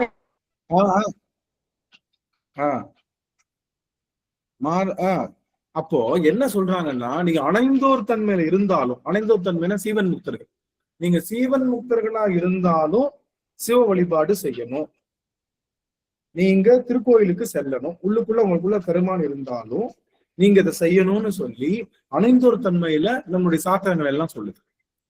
உள்ளதான் இருந்தாலும் ஏன்னா இந்த ஆன்மா இருக்கிற இந்த உடலுக்குள்ள அந்த உடல் எதனால் ஆக்கப்பட்டிருக்கு? பல விதமான அந்த மாற்றினா இதெல்லாம் அஸ்தமாயிடும். ஐயா ஆமா அது நல்லா வந்து தெரியும். ஐயா அது வந்து செம்மலர் நோந்தால் ஆஹா. சேரல் ஒட்டா ஒட்டா ஆஹா. அம்மலர் அம்மலம் கழி கழி அன்பரோடு மறியி ஆஹா. மாலர நேயம் மலிந்தவர் வேடமும் ஆலயம் தானும் அரண் என தொழுமே. அருமை. அவ்வளவுதான். இந்த பாட்டை நீங்க படிச்சாலே புரிஞ்சிடும். இதுல என்ன சொன்னா, சுவாமி நீங்க எப்பேற்பட்ட ஆளா இருந்தாலும் அடியவர் திருக்கூட்டத்தை வணங்கணுமா? இங்க கவனிங்க, சிவபெருமான நீங்க நேர்லயே பார்த்தவங்களா இருக்கலாம். சிவபெருமான் உங்களுக்குள்ளேயே உறைஞ்சு இருந்தாலும் நீங்க என்ன பண்ணுமா? மாலவர் வேடமும் அவங்க அடியார் திருவடியை வணங்கணும்ன்றாங்க, திருக்கோயில் செல்லணும்ன்றாங்க. யாரா வேணா இருக்கலாம். நீங்க சிவபெருமான் உங்களோட ஒட்டி இருந்தாலும் நீங்க என்ன பண்ணணும்? அடியவர் திருவடி வணங்கணும். திருவடி அடியவர் திருவடிகளை வணங்கணும். அன்பரோடு மறி அந்த இது வருதுங்கய்யா, அன்பரோடு மறியே வரும். மும்மலம் எனப்படும் அழுக்கை ஞான நீரால் கழுவணும். தன்னை போலவே அரணடி அவாவும் மெய்யன்பர்களோடு கலந்து கூடுதலும் மயக்கம் நீங்கியமையால் சிவபெருமானிடத்து இடையரா அன்புடைய மெய்யடியார்களது திருநீற்று பொலிவோடு அக்கு மாலையுடன் கூடிய திருவேடத்தையும் சிவாலயத்தையும் சிவபெருமானவகே தெளிந்து சீவன் முக்தர்கள் வழிபடுவார்கள். அருமை. சீவன் முக்தர்களுக்கே இதுதான் கதி. யாரு உடம்போட இருக்கிறப்ப முக்தி அடைகிறாங்கல்ல, அவர்கள் தான் சீவன் முக்தர். சீவன் முக்தர்களே இதுதான் கதி. என்ன கதி? அடியவர் திருவடியை வணங்கணும், ஆலயம் தொழணும், லிங்க பூசனை செய்யணும், உள்ளுக்குள்ள பெருமான் இருந்தாலும் அப்படின்னு சொல்லப்பட்டது. ஏன் அப்படின்னா, நான் டாக்டர் தான், கவனிங்க, நான் டாக்டர் தான், எனக்கு மருந்து எப்படி போடணும்னு தெரியும். ஆனால் நான் என்ன பண்ணணும்? நான் என்ன வேக்சினேட் பண்ணிக்கணும்ல, என்னுடைய கையை டெய்லி என்ன பண்ணணும்? நான் கழுவணும்ல, என்னுடைய மாஸ்க் நான் போட்டுதான் இருக்கணும். அப்படிங்கிற மாதிரி ஏன்னா எப்ப வேணாலும் என்ன பண்ணும் எனக்கு தெரியும். நான் டாக்டரா இருந்தாலும் என்ன பண்ணும்? திரும்பி நம்மளை தாக்கும். அது போல சீவன் முக்தர்களா இருந்தாலும் உலக அணுக்கும் உள்ள இழுத்து போடும். அதனால அவர்களே என்ன பண்ணோம்? அடியவர்கள் திருவடியை வணங்குறப்போ அடிநாயன்லாம் யாரு? அதனாலதான் அடியவர் திருவடியை பல்காலம் வீழ்ந்து வணங்குறேன். அடியவர்கள் திருவடி பார்த்துட்டா அது இனிமே கிடைக்காது. உங்களுக்கு எல்லாம் கிடைக்கிறதுக்கு வாய்ப்பு இருக்கு. ஏன்? நீங்க இங்க ஊர்லதான் இருக்கீங்க. அடியன் வருகின்ற வியாழக்கிழமை கிளம்புறேன். வியாழக்கிழமை ஏறிட்டேன், பிளைட் ஏறிட்டேன்னா எங்க அடியவர் திருவடியை நான் காத்துலதான் பிடிக்கணும். ஆனாலும் ஒண்ணு, அடியவர் திருவடி பந்தல் மாதிரி நினைச்சுக்குவேன். நிமிந்து பார்த்தா எல்லாருடைய திருவடி அந்த பந்தலுக்குள்ளதான் நடக்கிறதா நினைச்சுக்குவேன். இருந்தாலும் திருவடி என்பது கிடைத்திருக்கிற பொருள்னு அடியன் வீழ்ந்து வீழ்ந்து வணங்குறதுக்கான காரணம் அதுதான், வேற ஒண்ணுமே இல்லை. அம்மா இருந்தாங்க. நேற்று ராஜபாளையம் போனோம். எனக்கு குகப்பிரியா அம்மா நின்றுட்டு இருந்தாங்க. பார்த்த உடனே வணங்கணும், அதுதானே அடியவருடைய இயல்பு. ஆனா அம்மா படிக்கட்டுல நிக்கிறாங்க. படிக்கட்டுல உழுறது கொஞ்சம் கஷ்டம். படிக்கட்டா இருக்கு, படிக்கட்டுல உழுறது கொஞ்சம் கஷ்டம். அதனால அம்மா ஒரு முறை கொஞ்சம் படிக்கட்டுல இருந்து கீழே இறங்கி வர முடியுமா? அவங்க ஏதோ ஹோட்டல்ல நின்றுட்டு இருந்தாங்க, வர முடியுமான்னாங்க. அம்மா இறங்கி வந்தாங்க, தடால விழுந்தாச்சு. ஆனா அதுக்கப்புறமே மனசு சொல்லுச்சு, ஏண்டா படுபாவை, படிக்கட்டுலதான் விழுந்தா என்ன, மூக்கு முகர உடஞ்சா உடஞ்சிட்டு போகுது, அது எதுக்கு இறங்க சொன்ன நீ அப்படின்னு அதுக்கப்புறமும் நினைச்சுட்டேன். அதனால அடியவர் திருவடி வணங்குதல் என்பது கிடைத்தற்கரிய பொருள். யாருக்கு? அணைந்தோர்களுக்கு, சீவன் முக்தர்களுக்கு. அப்ப நாமெல்லாம் எப்படி வணங்கணும்? ஆனா இப்ப என்ன சொல்றாங்க? யார் காலையும் யாரும் விழக்கூடாது அப்படி சொன்னா அவங்க என்ன பண்ணல?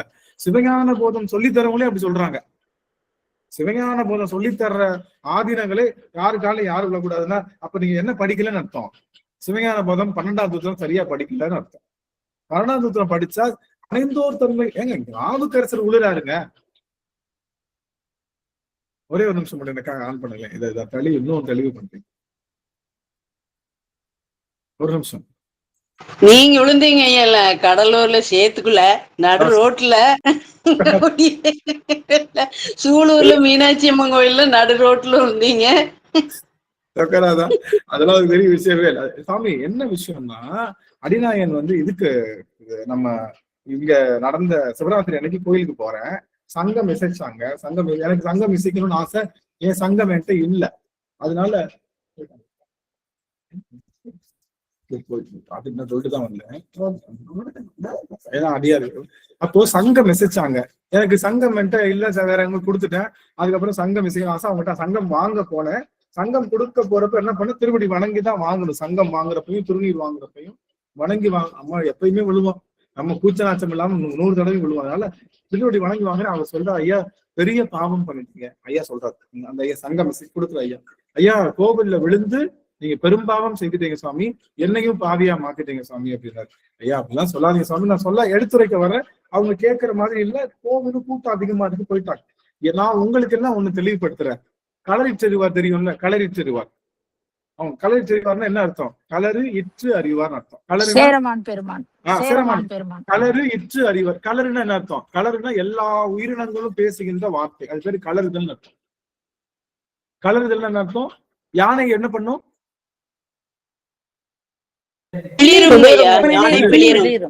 சிங்கம்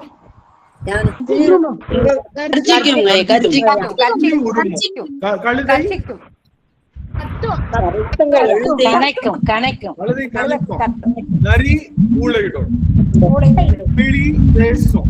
இப்படி ஒவ்வொரு உயிருக்கும் ஒரு பேச்சு, அது அந்த சப்தத்து குறித்துக்கே வேற வேற அர்த்தம் இருக்கு. அது மாதிரி எறும்பு பேசுறதும் கேட்குமா? யாருக்கு? களறு இற்று. எல்லாரும் பேசி இப்ப நம்ம எல்லாரும் இதுல இருக்கோம்ல, நம்ம எல்லாரும் ஒரு மண்டபத்துல உட்காந்து கல்யாண மண்டபத்துல பேசுறோம். அங்க எங்க அம்மா பேசுறது எனக்கு கேட்குமா? எங்க அம்மா அவங்க சொந்தக்காரங்களோட உட்காந்து பேசிட்டு இருப்பாங்க, எனக்கு கேட்குமா? கேட்காது. ஏன்? கொச்சாமச்சான எல்லாரும் பேசுறாங்கல்ல. அது மாதிரி ஒரு இடத்துல அத்தனை உயிரினங்களும், காட்டுக்குள்ள அத்தனை உயிரினங்கள் பேசினாலும் கலை செறிவாருக்கு எல்லா உயிரினமும் பேசி தனித்தனியா கேட்குமா? தனித்தனியா கேட்கணும். கலை செறிவார் அப்பேற்பட்ட நாத ஆற்றல் உடையவர். ஏன் வந்துச்சு அவருக்கு? சிவபூசையில திருவடி சிலம்ப கேட்கணும்னு என்னனால, சிவபெருமான் திருவடி சிலம்பு கேட்டனால எல்லா உயிரினுடைய பேச்சாற்றலும் கேட்க முடியும். யாருனால? கலைச்செறிவுனால. அவர் என்ன பண்றாரு? போயிட்டு இருக்காரு, யானை மேல அம்பாரி போயிட்டு இருக்கிறப்போ ஒரு வண்ணாம்பர். அப்படி இப்ப வண்ணா என்ன பூசிருக்காரு உடம்புல? திருநீர் பூசல. வண்ணா ஒவ்வொரு மண்ணை வச்சு துவைச்சனால அந்த ஒவ்வொரு மண் பூத்து இருக்கு. ஒவ்வொரு மண் அப்படியே பூத்து இருக்கு. எப்படி இருக்கு? திருநீரை முழுவதுமா போட்ட மாதிரி ஒவ்வொரு மண் பூத்து இருக்கு. அதை வணங்குறாரு. எதை வணங்குறாரு? வந்து திருவடி வணங்குறாரு. வண்ணா சொல்றான், சுவாமி நான் ஆளே இல்லை சாமி, என் காலில் ஏன் உளறீங்க? உன் காலில் நான் நான் சிவபெருமான் திருநீர் இட்டிருக்கேன்லப்பா, அதனால உணர்றேன் பாண்டார். ஐயோ சாமி, திருநீர் இல்ல சாமி, இது ஒவ்வொரு மண்ணு பூத்து இருக்குன்னு. தப்பு இல்ல, திருநீரை ஞாபகப்படுத்தினேன்ல. எப்படி? திருநீரை ஞாபகப்படுத்தின, அதனால திருவடி. யாரு உழுதா? களறு இற்று அறிவார் உழுதுறப்போ நாமெல்லாம் யாரு? இந்த விஷயத்த திரும்ப திரும்ப எல்லாரும் என்ன சொல்றாங்க? ஐசுதான் போடுங்க.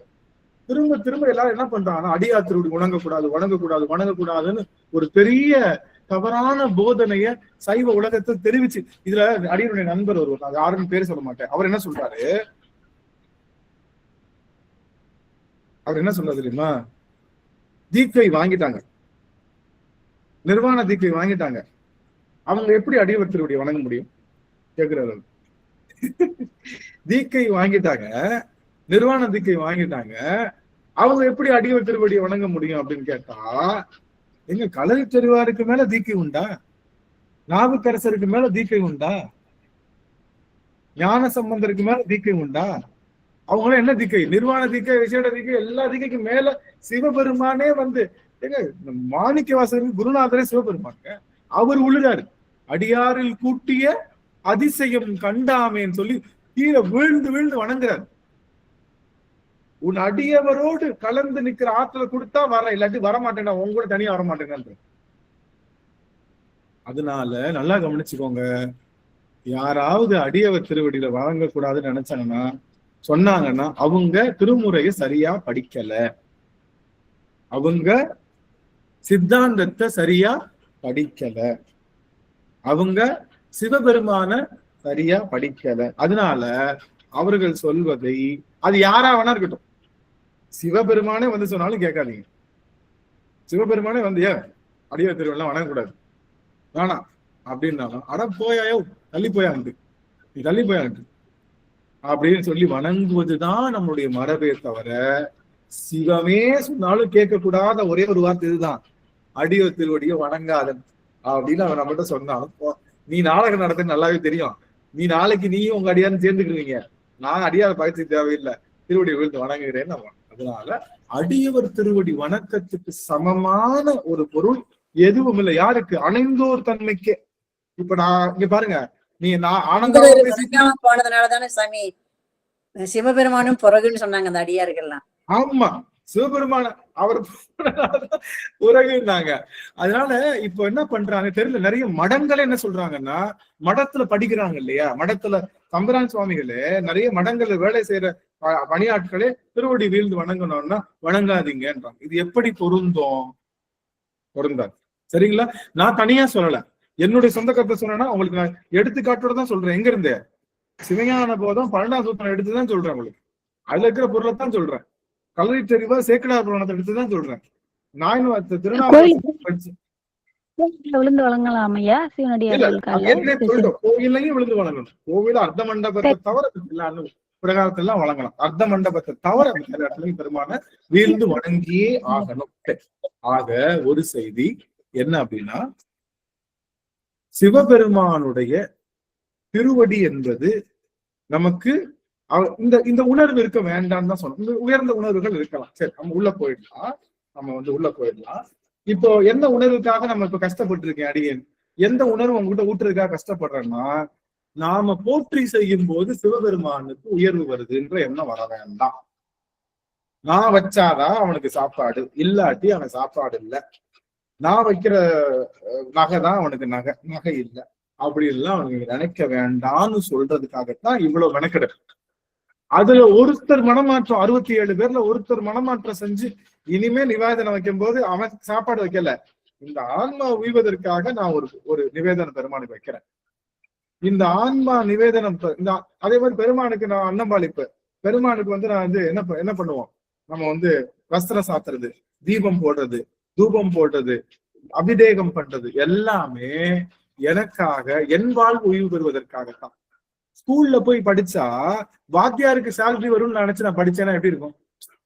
நான் படிக்கிறதுனாலதான் உனக்கே சேலரி வருது அப்படின்னு வாத்தியாரை பார்த்து கேட்டா எப்படி இருக்கும்? நீ சேலரி கொடுக்காட்டினாலும் வாத்தியார் வேற வேலை செஞ்சு பொழைச்சிக்குவாரு.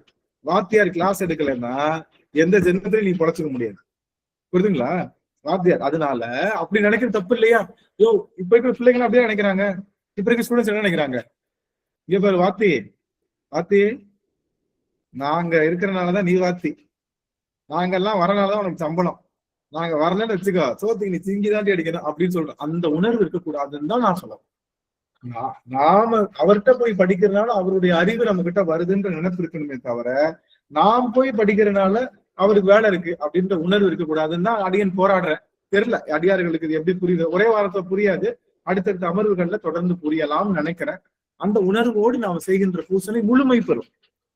அது இன்னும் கொஞ்சம் அந்த பூசணையில ஒரு பெருமான் தன்னை ரொம்ப அகலமா விரிச்சு காட்டும் அவங்கள. ஏன்னா என் புள்ள கரெக்டான ரூட்ல வந்துட்டு இருக்கேன்னு அகலமா விரிச்சு காட்டுவோம் தன்னை. அதுக்காகத்தான் இந்த போராட்டமே. சரி, இப்ப உள்ள போயிடலாம். இப்ப நம்ம பார்க்கக்கூடிய போற்றி கருமுகில் ஆகிய கண்ணே போற்றி. அது பார்த்துட்டோம். சிவபெருமானுடைய கண்கள் கருமுகில்.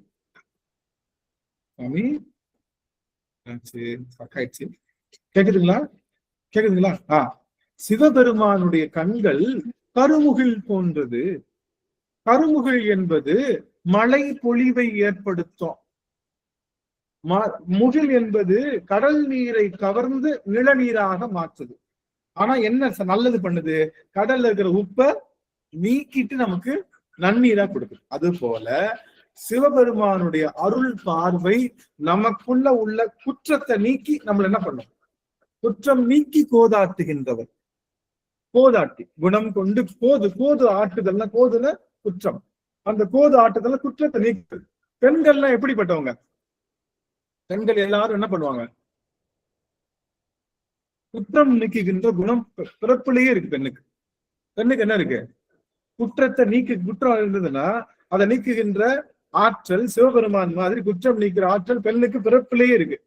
எப்படி? நான் அடிச்சு விடுறேன் அப்படின்னா, கத்திரிக்காய் வாங்கியாச்சு, சூத்த கத்திரிக்காய் முழுசா சூத்த, ஒரு இடம் பாக்கி இல்லாம சூத்த. ஆனால் எங்க அம்மா என்ன பண்ணுவாங்க? திருப்பி ஏதாவது ஒரு கீத்து இருக்கான்னு ட்ரை பண்ணுவாங்க. ஏதாவது சின்ன கீது கிடைச்சாலும் சின்ன கீதை கட் பண்ணி ஒரு சின்ன வெள்ளைய ஒரு பீஸ் இருந்ததுன்னா அதை கட் பண்ணிட்டு மிச்சம் எல்லாத்தையும் என்ன பண்ணிடுவாங்க. அப்போ அவ்வளவு குற்றம் இருந்தாலும் அதுல ஏதாவது நன்மை இருக்கான்னு குற்றத்தை நீக்கி நன்மை எடுக்கிறதுல யாருக்கு தான் ஸ்பெஷலிஸ்ட்? பெண்களுக்கு ஸ்பெஷலிஸ்ட்.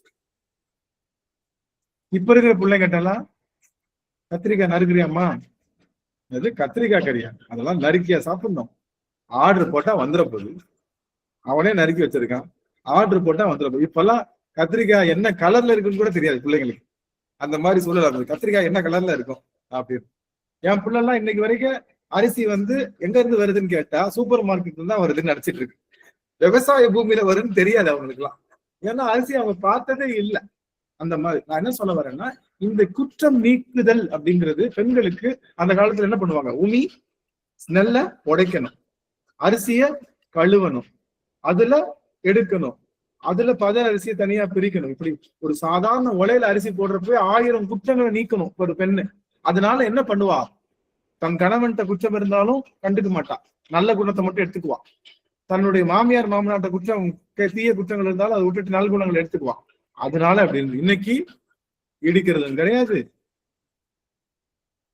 அரிக்கிறதும் கிடையாது. அதனால யார் என்ன உடைக்கிறதும் கிடையாது. முறம்னா என்னன்னே தெரியாது. எங்க வீட்டுல எல்லாம் முறத்தை பார்த்ததே இல்லை.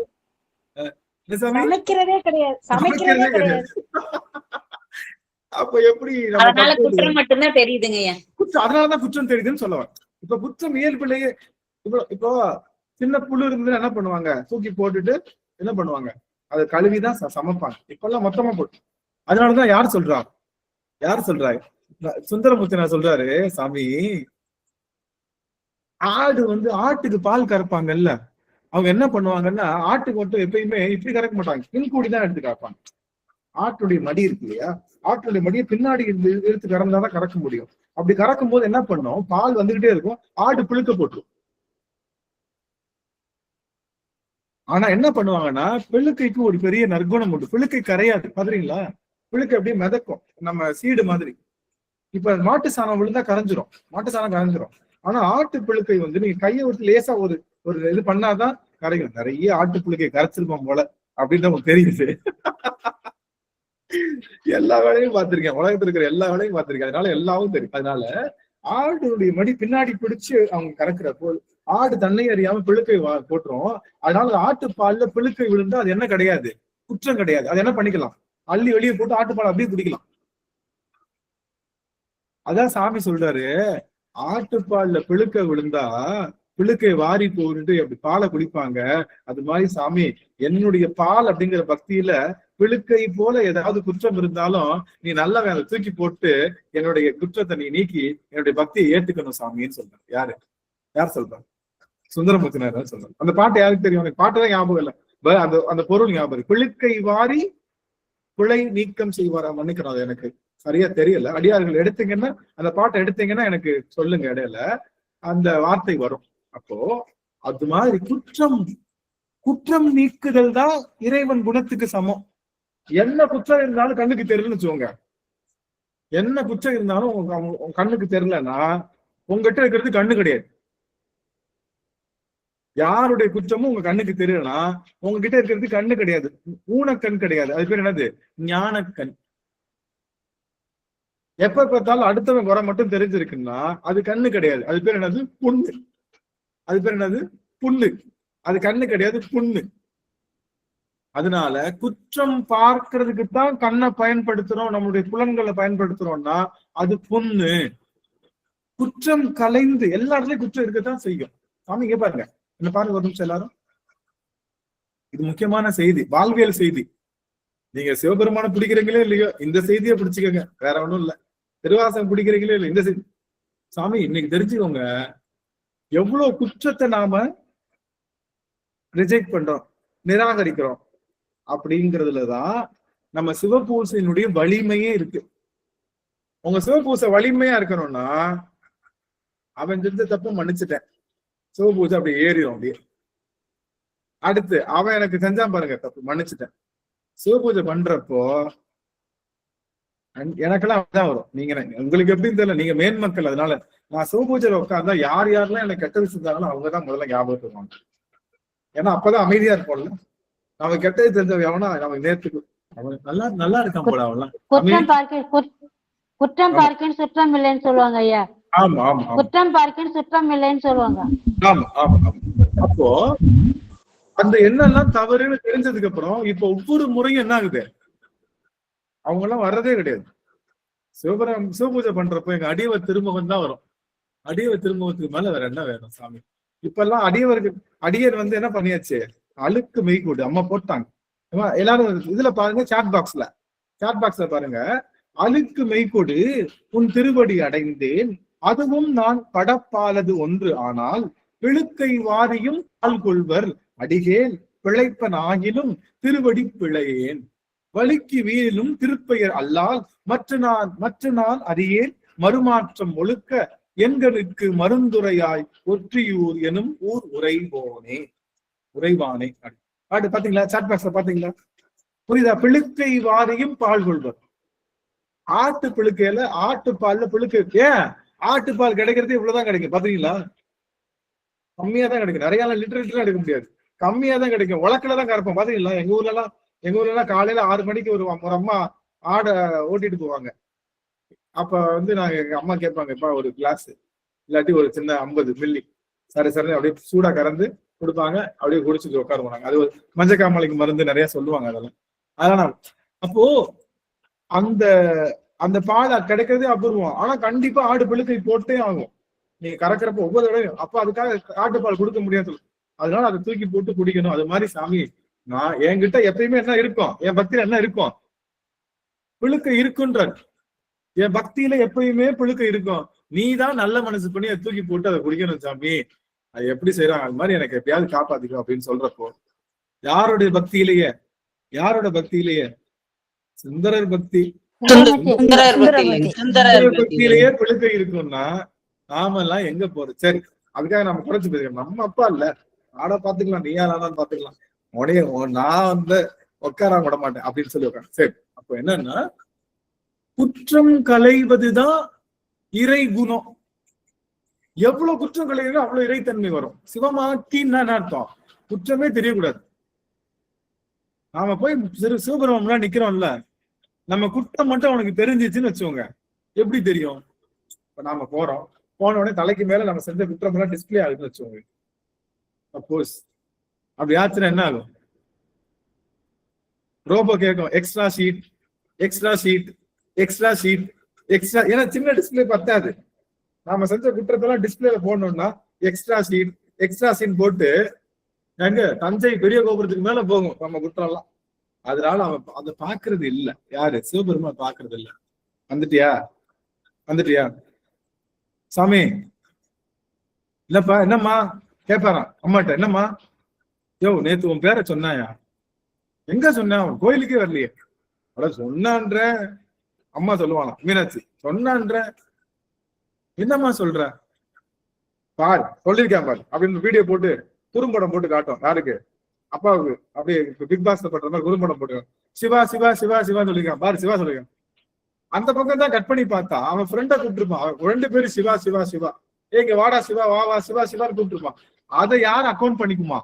திருவருள் சக்தி எங்க வீட்டுக்கார தான் கூப்பிட்டேன்னு அக்கௌண்ட் பண்ணிக்கிறோமா சொல்லி அது நல்வினை கொடுக்குமா? அப்படி ஏதாவது ஒரு இடத்துல நல்லது செய்யாதான் திருவருள் சக்தி நம்ம சுத்தி வந்துட்டே இருக்குமா?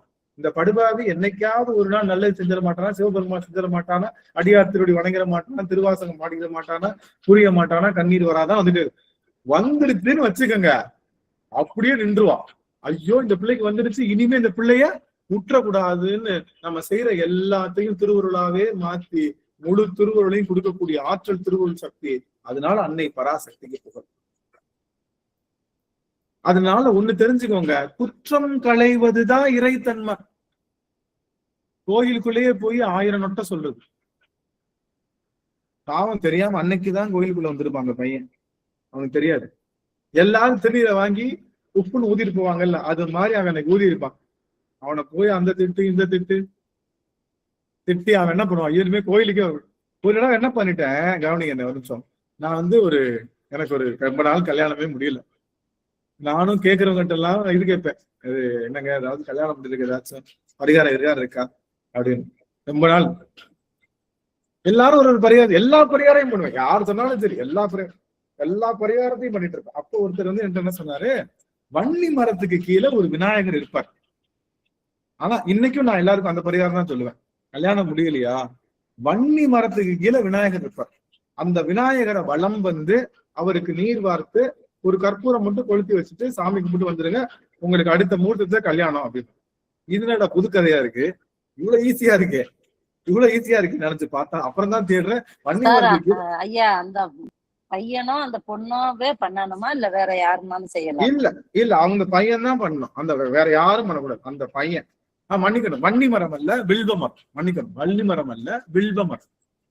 வில்வ மரத்துக்கு கீழே விநாயகர். நானும் ஈஸியா இருக்குது என்ன சிம்பிள் மேட்டுன்னு சொல்லி தேடுன்னு தேடுறேன். வில்வ மரத்துக்கு கீழே சிவபெருமான் இருக்காரு தவிர விநாயகரை காணும்.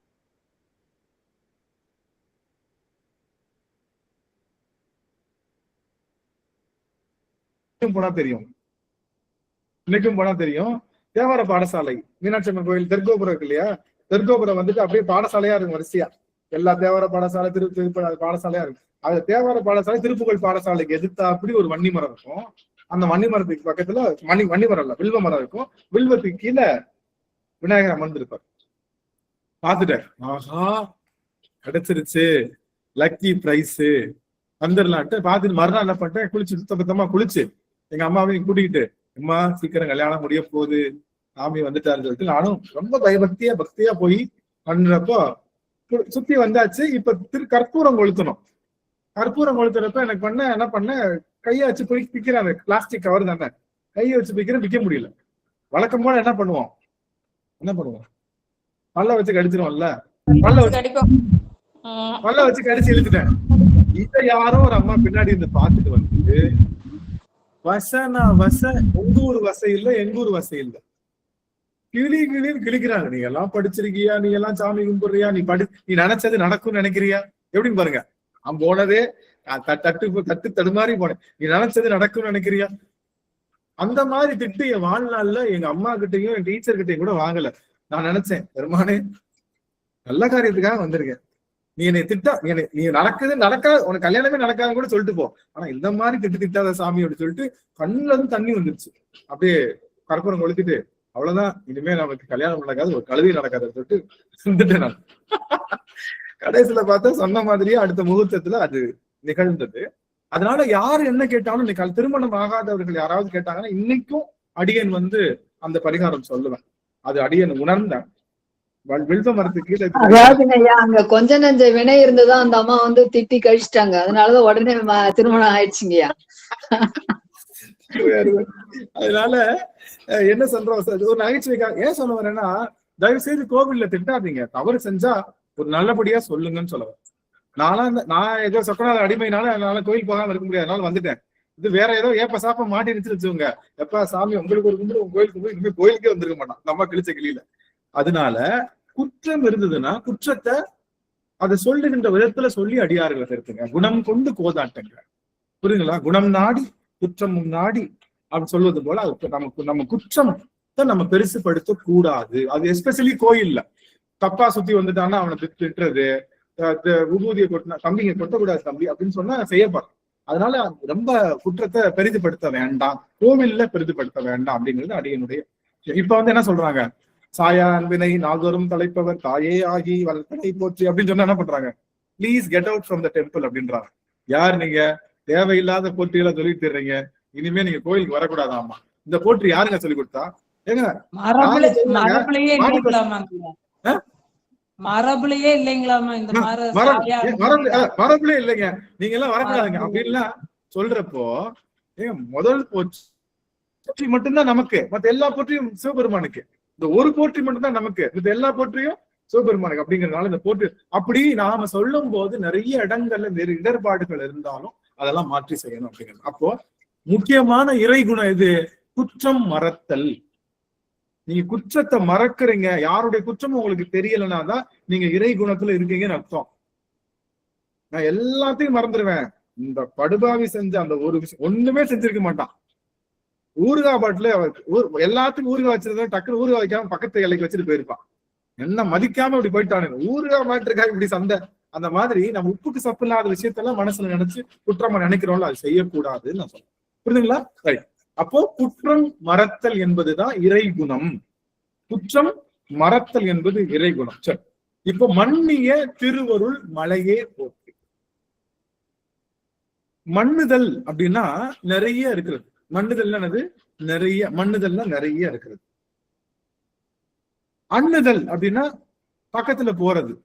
அண்ணுதல்னா பக்கத்துல போறது. மன்னுதல்னா மண்ணுக தில்லை அப்படின்னு என்ன அர்த்தம்? தில்லை பெருக வேண்டும் அர்த்தம். என்ன ஒரு நிமிஷம் கவனிங்க. மண்ணுக தில்லை வளர்க நம் பக்தர்கள் வஞ்சகர் தோயகல. பொன்னிசை யாராவது பாடுங்களா?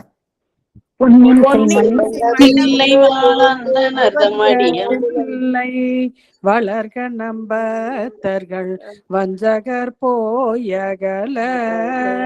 பொன்னின் மண்டபத்து உள்ளே புகுந்து புவனியெல்லாம் விளங்க. அண்ணனடை மடவான் உமைக்கோ நடியோமுக்கு அருள் பொறிந்து பின்னை பிறவியறுக்க நெறி தந்த பித்தர்க்கு பல்லாண்டு கோருதுமே, பல்லாண்டு கோருதுமே. சொக்கநாதா, பல்லாண்டு மண்ணுக தில்லைன்னு இருக்காங்க. மண்ணுக தில்லைன்னா தில்லை பெருக வேண்டும் அப்படின்னு என்ன அர்த்தம்? தில்லை ஒரு இடத்துல தான் இருக்கு. தில்லை ஒரு இடத்துல தான் இருக்கு. எங்க இருக்கு தில்லை? அங்க சீர்காழிக்கு பக்கத்துல சிதம்பரம், மாயவரம் அதெல்லாம் பக்கத்துல, சிதம்பரம் பக்கத்துல இருக்கு. அதான தில்லை.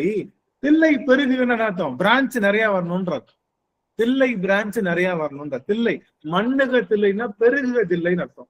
தில்லை பிரான்ச் என்ன அர்த்தம்? எது தில்லை? தில்லைன்னு என்ன அர்த்தம்? அடியவர்கள் எல்லாம் திருநாமத்தை குலைந்து சொல்கின்ற இடம் பேரு தான் தில்லை. அடியவர்கள் எல்லாம் இறைவனுடைய திருநாமத்தை குலைந்து சொல்கின்ற இடம் பேரு தான் தில்லை. அப்பேற்பட்ட அந்த இடம் அதிகமா பெருகணும். அதான் மண்ணுக தில்லை. அப்ப மண்ணுதல் அப்படின்னா என்ன அர்த்தம்? மண்ணுதல்னா பெருகுதல் அல்லது உயருதல். இங்க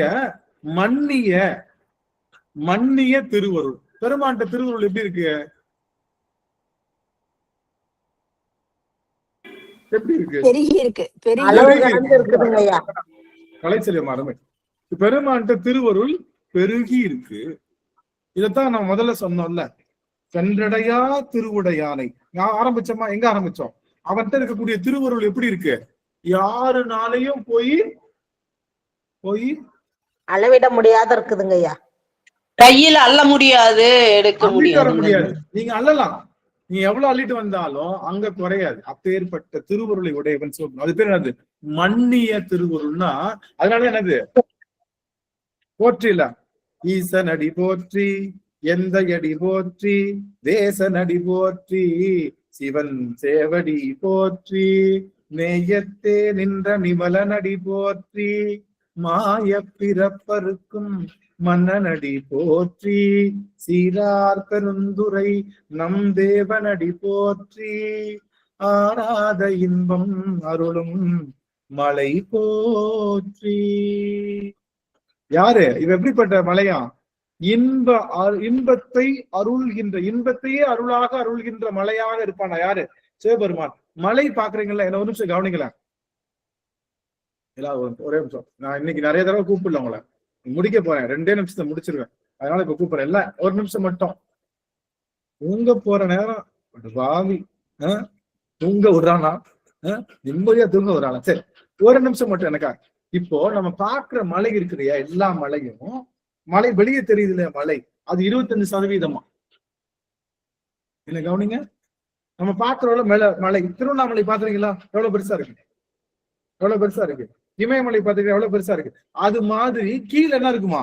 75% இருக்குமா? மறைஞ்சிருக்கிறது 75%, கண்ணுக்கு தெரிஞ்சது 25%. அப்ப மலை எவ்வளவு பெருசு? இந்த மலையே அத்தா மொக்க இருக்கு, அவ்வளவு பெருசா இருக்குன்னு நம்ம சொல்றோம். ஐயோ அத்தா தண்டி இருக்குன்னு சொல்றோம் இல்லையா? அவ்வளவு பெருசா இருக்குன்னு நினைக்கிறோம். அந்த மலையே 25%, அடியில இருக்கக்கூடிய மலை. அது மாதிரி சிவபெருமான் அருள்னு சொல்றோம்ல, அந்த அருள் நாம பார்த்த, நம்ம அருளாளர்கள் பார்த்த எவ்வளவுதான் சதவீதம் பார்த்திருக்காங்க? 25%. அவன் பயன்படுத்தாத திருவருள் இன்னும் 75% இருக்கு. அது உயிர்களுக்கு பயனே படாதுன்னு என்ன அர்த்தம்? அவன் அதுக்கு மேல வச்சு அந்த 25% உயிர்களுக்கு போதும் எல்லா உயிர்களுக்கும். புரியுதா? அப்ப மழை என்பது அவன்கிட்ட அருள் என்பது எப்படி கிடைக்குதுன்னு உங்களால இமேஜின் பண்ண முடியுதா? அவன்கிட்ட அருள் எப்படி கிடக்குன்னு? அவன்கிட்ட இருக்கக்கூடிய அருள் மழை போன்று இருக்கு, மண்ணி கிடக்குது. மண்ணினா மழை போன்று கிடத்தல் அர்த்தம். மண்ணி கிடத்தல். அப்படி சிவபெருமான்கிட்ட அருள் மலை போல இருக்கு. அதனால அவன் என்ன சொல்லுவோம்? சென்றடையா திருவுடையானை, அப்பேற்பட்ட பெருமான். அப்போ சிவபெருமானுடைய அந்த திருவருள் எப்படி இருக்கு? மண்ணி கிடக்கு. மண்ணினா பெருகிக்கிட்டே இருக்கு. எப்படி கிடக்கு? மலை போலவும் கிடக்கு. ஆக சக்கநாதன், நான் எந்த பாயிண்ட நினைச்சா அம்மா போட்டு பாருங்களேன். இதுதான் மலை. அதுக்கு கீழே இருக்கிறது 25% தெரியுது. அது கீழே அதை விட பல மடங்கு பெருசு இருக்கு இல்லையா? அது போல பெருமாள் நமக்கு அருளை வைத்திருக்கின்ற மலை என்பது இருக்கான். அவன் அருளுக்கு சொல்லவே முடியாத அருள். அதுக்கு எத்தனையோ கோடி மடங்கு அவன்கிட்ட நம்ம பார்க்க முடியாத அளவுக்கு அவன்கிட்ட அருள் குட்டி கிடக்கான். அதனாலதான் மன்னிய திருவருள் அப்படின்னு சொல்லுவோம், மலைன்னு சொல்லுவோம். ஏன் இந்த வார்த்தை சொல்றாங்க அப்படின்னா, சிவபெருமான்கிட்ட திருவருள் எப்பயும் என்ன ஆகாது? காலி ஆயிடாது. சுண்டல் காலியாகிற மாதிரி, பொங்கல் காலியாகிற மாதிரி, புளியோதரை காலியாகிற மாதிரி காலி ஆயிடாது. அதனால நீங்க எப்ப போனாலும் உங்களுக்கு கிடைக்கும். நான் பேசுறது கேக்குதுங்களா? நான் ஸ்டக் ஆயிட்டேன். கேக்குதுங்களா சாமி? கேக்குதுங்க ஐயா. வீடியோ தெரியுதுங்க ஐயா. என்ன அம்மா சுசிலாம்மா சுவாமி அம்மா பாத்துட்டேன். தெரியுதுங்களா நான் பேசுறது?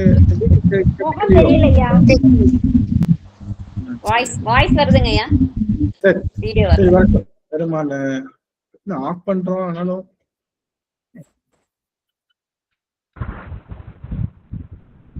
நான் உங்களை எல்லாம் பார்க்க நினைச்சேன். பெருமாள் ரிப்பீட் பண்றானே.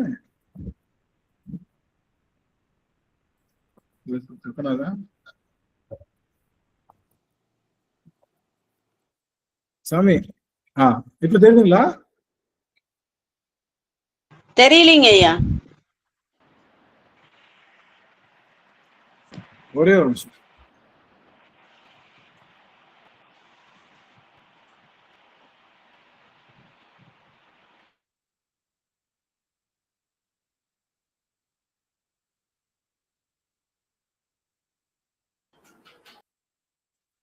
மாமி தெரியண்ணா? தெரியுதுங்கய்யா. நன்றி நன்றி. அப்போ இப்ப நல்லா கவனிங்க. சிவபெருமானுடைய திருவருள் என்பது மழை போன்று இருக்கு. அதனால நீங்க எப்ப போனாலும் கிடைக்கும், எப்படி போனாலும் கிடைக்கும், எப்படி போனாலும் கிடைக்கும். எப்படி போனாலும் அர்த்தம்? நாம என்ன பண்ணுவோம்? நாம என்னமோ பெரிய வள்ளல் மாதிரி நினைச்சுக்கிட்டு யாரெல்லாம் கஷ்டப்படுறாங்களோ அவங்களுக்கு தான் போய் கொடுப்போம். பாத்தீங்களா இல்லையா? ரொம்ப கோயில்ல பொங்கல் வழங்குறப்ப என்ன பண்ணுவோம்? பாக்குறதுக்கே பரிதாபமா இருந்து கொடுப்போம் இல்ல? கொஞ்சம் நல்லா இருந்தா அவங்களுக்கு தான் எல்லாம் இருக்கே அப்படின்னு கொடுக்க மாட்டோம். அப்படிதானே? ஆமா தானே? அதான் ஒரு பிச்சைக்காரன் கேட்டானா, நீ போடுற 10 பைசாக்கு நான் என்ன கண்ணையா நோண்டி வைக்க முடியும்? நீ போடுறது 1 ரூபாய் தான் போட போற. நீ கண்ணு இல்லாம இருந்தா தான் 1 ரூபா போறதுக்காக நீ போடுற 1 ரூபாய்க்கு கண்ணையா எடுத்து வைக்க முடியும். அப்படிங்கிற மாதிரி நாம என்ன பண்ணுவோம்? 1 ரூபா போடுறப்ப அவனுக்கு கண்ணு இருக்கா, காது இருக்கா, எல்லாம் கரெக்டா இருந்தா இவனுக்கு எதுக்கு 1 ரூபா போடணும் அப்படின்னு காவி போயிடுவோம்ல. ஆனா ஏன் அப்படி பண்றோம்? நம்ம கிட்ட இருக்கிறது மொத்தமே 10 ரூபா தான். அதுக்காக சப்போஸ் நம்ம கிட்ட நிறைய இருக்குன்னு வச்சுக்கோங்க, சரி வந்தவங்க எல்லாத்துக்கும் கொடுப்போம் நினைக்க மாட்டோமா? நீங்க பெரியவங்களா இருங்க, தெரியாதவங்களா இருங்க, நீங்க பணக்காரங்களா இருங்க, ஏழையா இருங்க, எல்லாரும் கொடுப்போம். அது மாதிரி சிவபெருமான்கிட்ட அருள் என்பது மழை போல இருக்கா. நீங்க பணக்காரரா இருந்தாலும் சரி, ஏழையா இருந்தாலும் சரி, பாவியா இருந்தாலும் சரி, பரம எதிரியா இருந்தாலும் சரி, எப்பேற்பட்ட பஞ்சமா பாதகம் செஞ்சிருந்தாலும் உங்களுக்கு அருள் கொடுப்பாரு. ஏன்னா அவன்கிட்ட அருள் பற்றாக்குறை இல்லவே இல்லை. அப்போ அதனால என்ன நினைச்சக்கூடாது? பொங்கல் தீர்ந்து இருந்தாலும் வேம ஓடுவோம் இல்ல? ஐயோ எங்க இன்னைக்கும் பொங்கல் கொடுக்குறாங்கன்னா வரிசையா அடிச்சு பிடிச்சு நான் நின்றுவேன். ஆனா நான் போறப்ப என்ன பண்ணிடுவாங்க? என்ன நீங்க சாமி நிறைய தடவை நடந்திருக்கு. நான் போற தடவை அப்படி வலிச்சு, சாமி பொங்கல் முடிஞ்சிருச்சுடுவாங்க. எனக்கு முன்னாடி இருக்கிறது கொடுப்பாங்க, எனக்கு மட்டும் வலிச்சு முடிஞ்சிருச்சுடுவாங்க. பெருமானே அப்படின்னு பொங்கல் புளியோதன்னா அடிச்சு பிடிச்சு ஓடி போய் பண்ணுவோம். சரி, அப்போ அதனால என்ன நினைச்ச கூடாது? பெருமான்கிட்ட தான் இருக்குமே, 60 வயசுக்கு மேல போய்க்கிறோம் பொங்கல் புளியோதரை வாங்குறதுக்கு அப்படின்னு நினைக்க வேணாம். காலம் உண்டாகவே காதல் செய்குவி மூல பண்டாரம் வழங்குகின்றான் வந்து முந்துமினே வந்து முந்திருங்கன்றாரு, வந்து முந்திட்டு வாங்கிருங்கன்றாரு. என்னைக்கும் கிடைக்குமே, லேட்டா போய்க்கிறேன்னு நினைக்காதீங்க. அவன்கிட்ட இருக்கும், வாங்குறதுக்கு கை நடுங்கிரும், கிட்டு கிட்டுன்னு கை நடுங்கி கையில போட்ட பொங்கல் வாய்க்குள்ள போகாது, நடுங்கி எங்க பண்ணும், கீழே தான் விழுகும். அவன்கிட்ட இருக்கும், வாங்கி சாப்பிடுறதுக்கு நமக்கு உணர்வு இருக்கு. அதனால காலம் உண்டாகவே காதல் செய்வீர், மூல பண்டாரம் வழங்குகின்றான் வந்து முழுகின. அதனால நல்லா கவனிங்க, சிவபெருமானுடைய மன்னிய திருவருள் மலையே போற்றி, மன்னிய திருவருள் மலையே போற்றி. அவனுடைய திருவருள் மன்னி கிடக்கின்றது, அவன் திருவருள் மலை போன்று கிடக்கின்றது. மலை போன்று திருவருள் இருக்கிறனாலதான் சிவபெருமான் தேவர்களுக்கும் திருவருள் கொடுக்கிறான், அசுரர்களுக்கும் திருவருள் கொடுக்கிறான். நல்லவங்களுக்கும் செய்யறான், கெட்டவங்களுக்கும். பொது உள்ள அவன் பேர், அப்பன் பேர் என்னது, நம்ம அப்பன் பேரு, நம்ம அப்பன் பேர் என்னது, பொதுன்னு ஒரு பேர் இருக்கு. நம்ம அப்பனுக்கு பொதுன்னு ஒரு பேர் இருக்கு. அதனாலதான் அவனால பொதுவா இருக்க முடியுது. கொஞ்சம் தான் காசு இருந்தா என்ன பண்ணுவோம், கொஞ்சம் தான் சாப்பாடு இருந்தா ரொம்ப பசிக்கிறவங்க கொஞ்சம் போல கொடுப்போம், பசிக்காதவங்க கொஞ்சம் போல கொடுப்போம். பசியே இல்லையா, நீ வாங்காதப்பா, நீ அடுத்த நாள் பார்த்து சொல்லுவோம். ஆனா நிறைய இருந்துச்சுன்னா யாரு வேணாலும் அள்ளி சாப்பிடும். அந்த மாதிரி சிவபெருமான் வச்சிருக்காங்க மூல பண்டாரம் பல. அப்புறம் போய் வாங்கிக்கலாம்னு நினைக்காதீங்க சுவாமி, காலம் உண்டாகவே காதல் செய்குவி. 60 வயசுல போய் கேட்கறான்னா 60 வயசுக்கு அப்புறம் என்ன ஆயிரும், சாமி கொஞ்சம் சைட்ல வந்து பேசுங்க, காது கேட்கல, கண்ணு டிம் ஆகுது, கை கால்லாம் நடுங்குது, ரொம்ப நேரம் உட்கார முடியல, முதுகு குடிச்சுக்கிச்சு எல்லாம் சொல்றோம்ல. அதனால சின்ன வயசுலயே வாய்ப்பு இருந்தா பண்ணலாம், வேற வழி இல்லை, இப்பதான் கிடைச்சினாலும் பண்ணிக்கலாம். அதனால சின்ன வயசுல முடிஞ்சதுன்னா நம்ம பண்றது நல்லது. அதனால சிவபெருமான்கிட்ட நீங்க இந்த திருவருள், இந்த போற்றிக்கு மட்டும் எந்த நிபந்தனையும் கிடையாது. எல்லா போற்றிக்கும் நிபந்தனை சொல்லுவேன்ல, அப்பதான் இது வேலை செய்யும், அப்பதான் இது வேலை செய்யும் சொல்லுவேன்ல, ஞாபகம் இருக்கா? எல்லா போற்றிக்கும் நிபந்தனை சொல்லுவோம்ல. போன போற்றிக்கு என்ன சொன்னோம், போன போற்றிக்கு கருமுகில் ஆகிய கண்ணே போற்றி சொன்னோமா இல்லையா? அது என்ன சொன்னோம், இறைவன் நம்மளை பார்த்தா குற்றம் களைஞ்சுது, உங்க குற்றம் களைஞ்சா அந்த போற்றி வேலை செய்யும் சொன்னோமா இல்லையா போன அமர்வுல? அதே போல அருமையில் எளிய அழகே போற்றி, பெருமான் நமக்குள்ள இருக்கான்னு நினைச்சா அந்த போற்றி வேலை செய்யும். ஆனா இந்த போற்றி எதுவுமே நீங்க நினைக்க தேவையில்லை. எனக்கு திருவருள் வேணும்னு நினைக்கணும், எனக்கு திருவருள் கொடுப்பாயோ, வந்திருக்கேன் சாமி, நான் திருவாசகம் இன்னைக்கு வந்திருக்கேன், நாளைக்கு வந்திருக்கேன், நிறைய, அதெல்லாம் கிடையாது, உன்கிட்ட நிறைய இருக்காமே நீ கொடு அப்படின்னு உரிமையோடு கேட்கக்கூடிய போற்றி மன்னிய திருவருள் மலையே போற்றி. இது உங்களுக்கு போனஸ். இந்த போற்றிய எப்ப வேணாலும் சொல்லலாம், யாருக்காகவும் சொல்லலாம். யாரோ ஒருத்தவங்களுக்கு திருவருள் வேணும், மன்னிய திருவருள் மலையே போற்றி, மன்னிய திருவருள் மலையே போற்றி, மன்னிய திருவருள் மலையே போற்றினா அந்த ஆன்மாவுக்கு இந்த திருவருள் போயிடும். டிரான்ஸ்ஃபர் பண்ணலாம், எங்க கொரியர் மூலமா டிரான்ஸ்ஃபர் பண்ணலாம், நம்ம அப்பனோட கொரியர் மூலமா. சரிங்களா? மன்னிய திருவருள் மலையே போற்றி, மன்னிய திருவருள் மலையே போற்றி அப்படின்னு என்ன பண்ணலாம், தொடர்ந்து நாம அந்த போற்றிய செய்து கொள்ளலாம் அப்படின்னு சொல்லி இந்த அளவுல நம்ம என்ன பண்றோம், இந்த அமர்வை நிறைவு செய்கின்றோம். அடியவர்கள் எல்லாரும் இந்த மன்னிய திருவருள் மலையே போற்றி இந்த திருவருள், இந்த போற்றி யாருக்கெல்லாம் திருவருள் வேணும்னு நினைக்கிறோமோ எந்த நிபந்தனையும் இல்லாம பெருமாண்ட திருவருளை கேட்கக்கூடிய போற்றி. சரிங்களா? அதனால இந்த போற்றி அடியார்கள் எப்பயும் சொல்லலாம்னு சொல்லி இந்த அளவுல நாம் இந்த அமர்வை நிறைவு செய்கின்றோம். நிறைவு செய்யும் முகமாக அம்மா எழுந்தருளுங்க சாமி. ரெண்டு எல்லாரும் போயிட வேணாம், 2 நிமிஷத்துல நிறைவு செஞ்சிருவோம், நம்ம டப்புன்னு முடிச்சிருவோம். அவ்வளவுதான். போற்றி போற்றி. சிவாய நம. திருச்சிற்றம்பலம். வான்மையில் வழாது பெய்க மலிவளம் சுரக்க, மன்னன் கோன்முறை அரசு செய்க, குறைவிலாது உயிர்கள் வாழ்க, நான்மறை அறங்கள் ஓங்க, நல்தவம் வேள்வி மல்க, மேன்மைக்குள் சைவ நீதி விளங்குக உலகமெல்லாம், மேன்மைக்குள் சைவ நீதி விளங்குக உலகமெல்லாம். திருச்சிற்றம்பலம். அனைத்தடியார் திருடைய தமிழ் சென்னிமேல் சொல்லி வணங்குகிறேன். சிவாய நம. சிற்றம்பலம். நன்றிங்கய்யா. நன்றிங்க சுவாமி. அத்தனை அடியார்கள் திருவடியும் போற்றுகின்ற நேற்றைய தினம் ராஜபாளையம் அடியார்கள் எல்லாரையும் பார்த்த அந்த நிறைவு அடியன் கண்ணுக்குள்ள அப்படியே இருக்கு. அது அத்தனை அடியார்களுடைய திருவடியும் போற்றுறேன் சுவாமி. அடிநாயன் யாரையும் பார்க்க முடியாம போடுவேன்னு நினைச்சேன், இருந்தாலும் அடியவர்கள் திருவடி வீழ்ந்து வணங்குறதுக்கான வாய்ப்பு கிடைச்சது. அடியன் செய்த பெருந்தவம் நல்லதுங்க சுவாமி. புதிய அடியார்கள் எவரேனும் இருந்தா பேசலாம், உங்க கருத்துக்களை சொல்லலாம். 30 வினாடிகள் தான், அதுக்கு மேல எடுக்கக்கூடாது. அதுக்கு மேல எடுத்தீங்கன்னா நான் நிறுத்திடுவேன். அதனால 30 வினாடி. ஐயா ரொம்ப நன்றியா, சிவார்ப்பணம். அற்புதம் ஐயா. நன்றி நன்றி நன்றிங்க சாமி, நன்றிங்க சாமி. புதிய அடியார்கள் எவரேனும் தங்களுடைய இந்த அமர்வு பற்றிய குறிப்புகள் நீங்க சொல்லலாம். ஏதாவது உங்களுக்கு அனுபவம் இருந்தா பேசலாம். புதிய அடியார்களுக்கு வாய்ப்பு. யாராவது இருக்கீங்களா பேசுறதுக்கு? இருக்கீங்களா சுவாமி? சரி, பழைய அடியார்களே பேசலாம். பழைய அடியார்களுக்கு ஒரு வாய்ப்பு. ஐயா ஒரு சந்தேகம் ஐயா. ஐயா ஒரு சந்தேகம். புதிய அடியார் அம்மா சாந்தி வரதாஜன் அம்மா, புதிய அடியார் அம்மா வரவேற்கிறேன். சொல்லுங்க சுவாமி. திருவடி வணங்குறேங்க ஐயா. அடியார் பெருமக்கள் அனைவரின் திருவடியை வணங்குறேங்க. திருவடியை வணங்குவதனுடைய அருமையா அற்புதமா சொன்னீங்க ஐயா.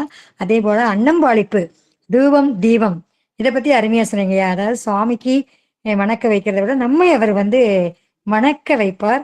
அன்னம் நமக்கு வாழ்நாள் முழுவதும் கிடைக்க அருள் புரிவார் அப்படிங்கிறது ரொம்ப அற்புதமா இருந்துச்சுங்க ஐயா. நாங்க இது வரைக்கும் இது தெரியல. அன்னம்பாளிப்பு நீங்க சொன்ன மாதிரிதான், நம்ம வச்சாதான் சாமி சாப்பிடுவாரு அப்படின்னு நினைச்சிட்டு வைக்கிறோம். அது அல்ல, நம்ம சாப்பிடுறதுக்கு நம்ம வைக்கிறோம். சிவசிவா சிவசிவா. வரதராஜன் அம்மா ரொம்ப மகிழ்ச்சிங்க சுவாமி. அருமையான புரிதலுங்க அம்மா. வாழ்த்துக்கள் அம்மா. ஜானகி அம்மா தொடருங்க சுவாமி.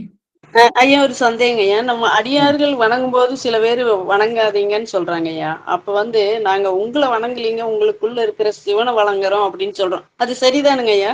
அதுதான் உண்மையும் கூட.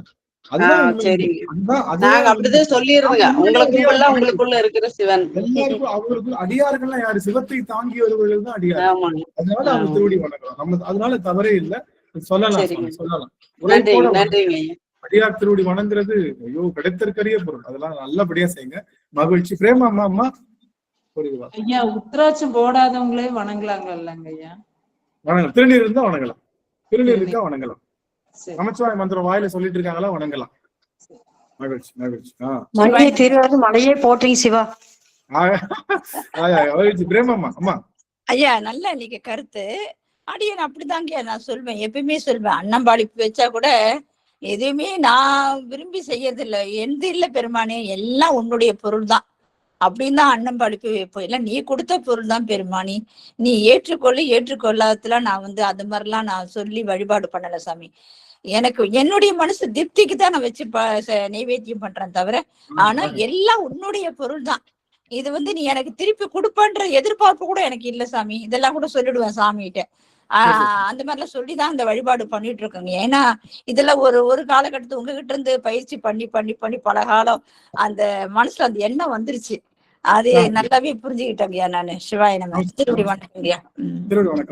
சந்தேகம், ருத்ராட்சம் போடுறதுக்கு வயது வரம்புங்கிறது உண்டா? எப்படி இல்ல உத்ராட்சத்துக்கு வயது கிடையாது, வரம்பு கிடையாது, பாலினம் கிடையாது, ஆண் பெண் பேதம் கிடையாது. அவர்களுக்கு எந்த நாட்கள்லயும் கலட்ட தேவையில்லை. எந்த இடத்துக்கு போனாலும் அதுக்கு தீட்டு கிடையாது. ருத்ராட்சம் என்பது இறைவனுடைய கண்ணு. அதனால அதுக்கு எந்த விதமான நிபந்தனையும் கிடையாது.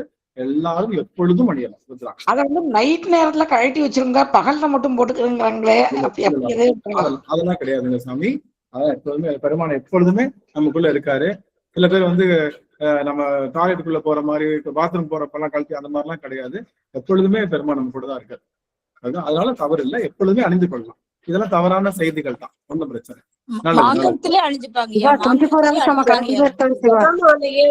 கழட்டி வைக்கலாம். ஜபமாலையா போட்டுருக்கோம் இல்லையா, அதை நம்ம கழட்டி வைக்கலாம். எப்பயுமே கூட போட்டுக்கலாம். இப்ப அடியெல்லாம் எப்பயுமே தான் போட்டிருப்பேன். ஆனா திருப்பி படுக்கிறப்ப நல்லா நறுக்கு குத்தும், நல்லா குத்தும், ஒரு மாதிரி அச்சு வந்துரும். அதெல்லாம் என்ன பண்ணுவோம், சாமிகிட்ட சொல்லி தேய்ச்சி கலத்திட்டு பகல் எல்லாம் போட்டுப்பேன். இன்னொரு சந்தேகம், அதுல 5 முகம் தான் போடணும் அப்படிங்கிற மாதிரி எல்லாம் எதுவும் டிஃபரெண்ட் இருக்கா? இல்ல ஐஸ்வர்யா அம்மா, நீங்க இதை ஏற்கனவே கேட்டிருக்கீங்கன்னு நினைக்கிறேன். இது முகம் 5 முகம் தான் போடணும். அதுக்கு நம்ம குறைஞ்ச முகம் போட அப்படிலாம் 5 முகம் எளிமையா 5 ரூபாய் கிடைக்கும். அந்த முகம் உடைய ருத்ராட்சம் மட்டும் அணிஞ்சா போதும்.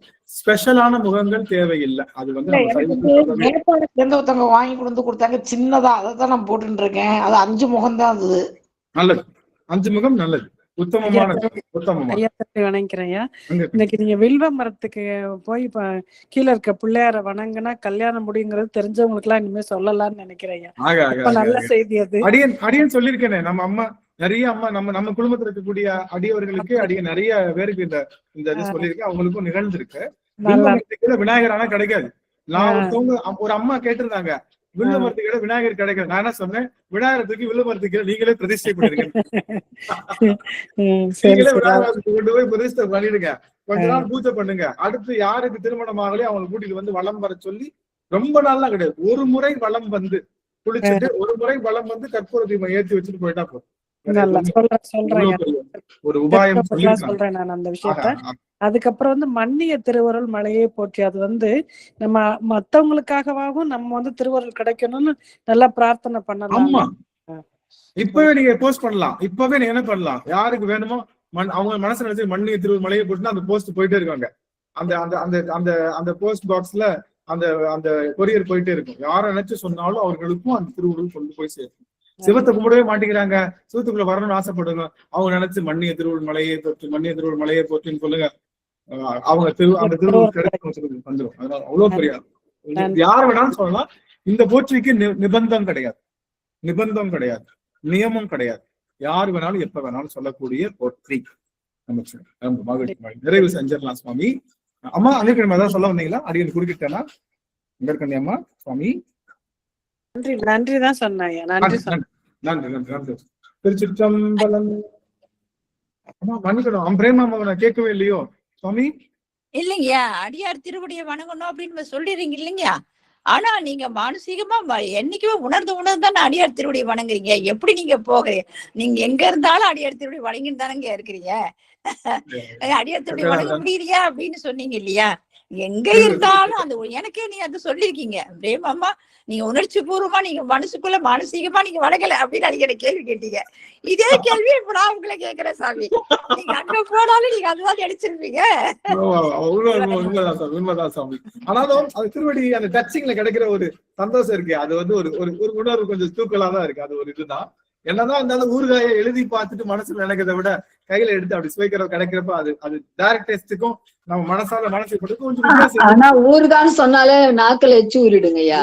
உண்மை உண்மை உண்மை. அதனால அதுல இருக்கு. அதுக்கு அம்மா அடியில் ஒத்துக்கிறேன். எப்பவுமே அடியார் திருப்படி நீங்கிற மாதிரி நினைப்பு இல்லை, அது நினைப்போடதான் இருக்கும்.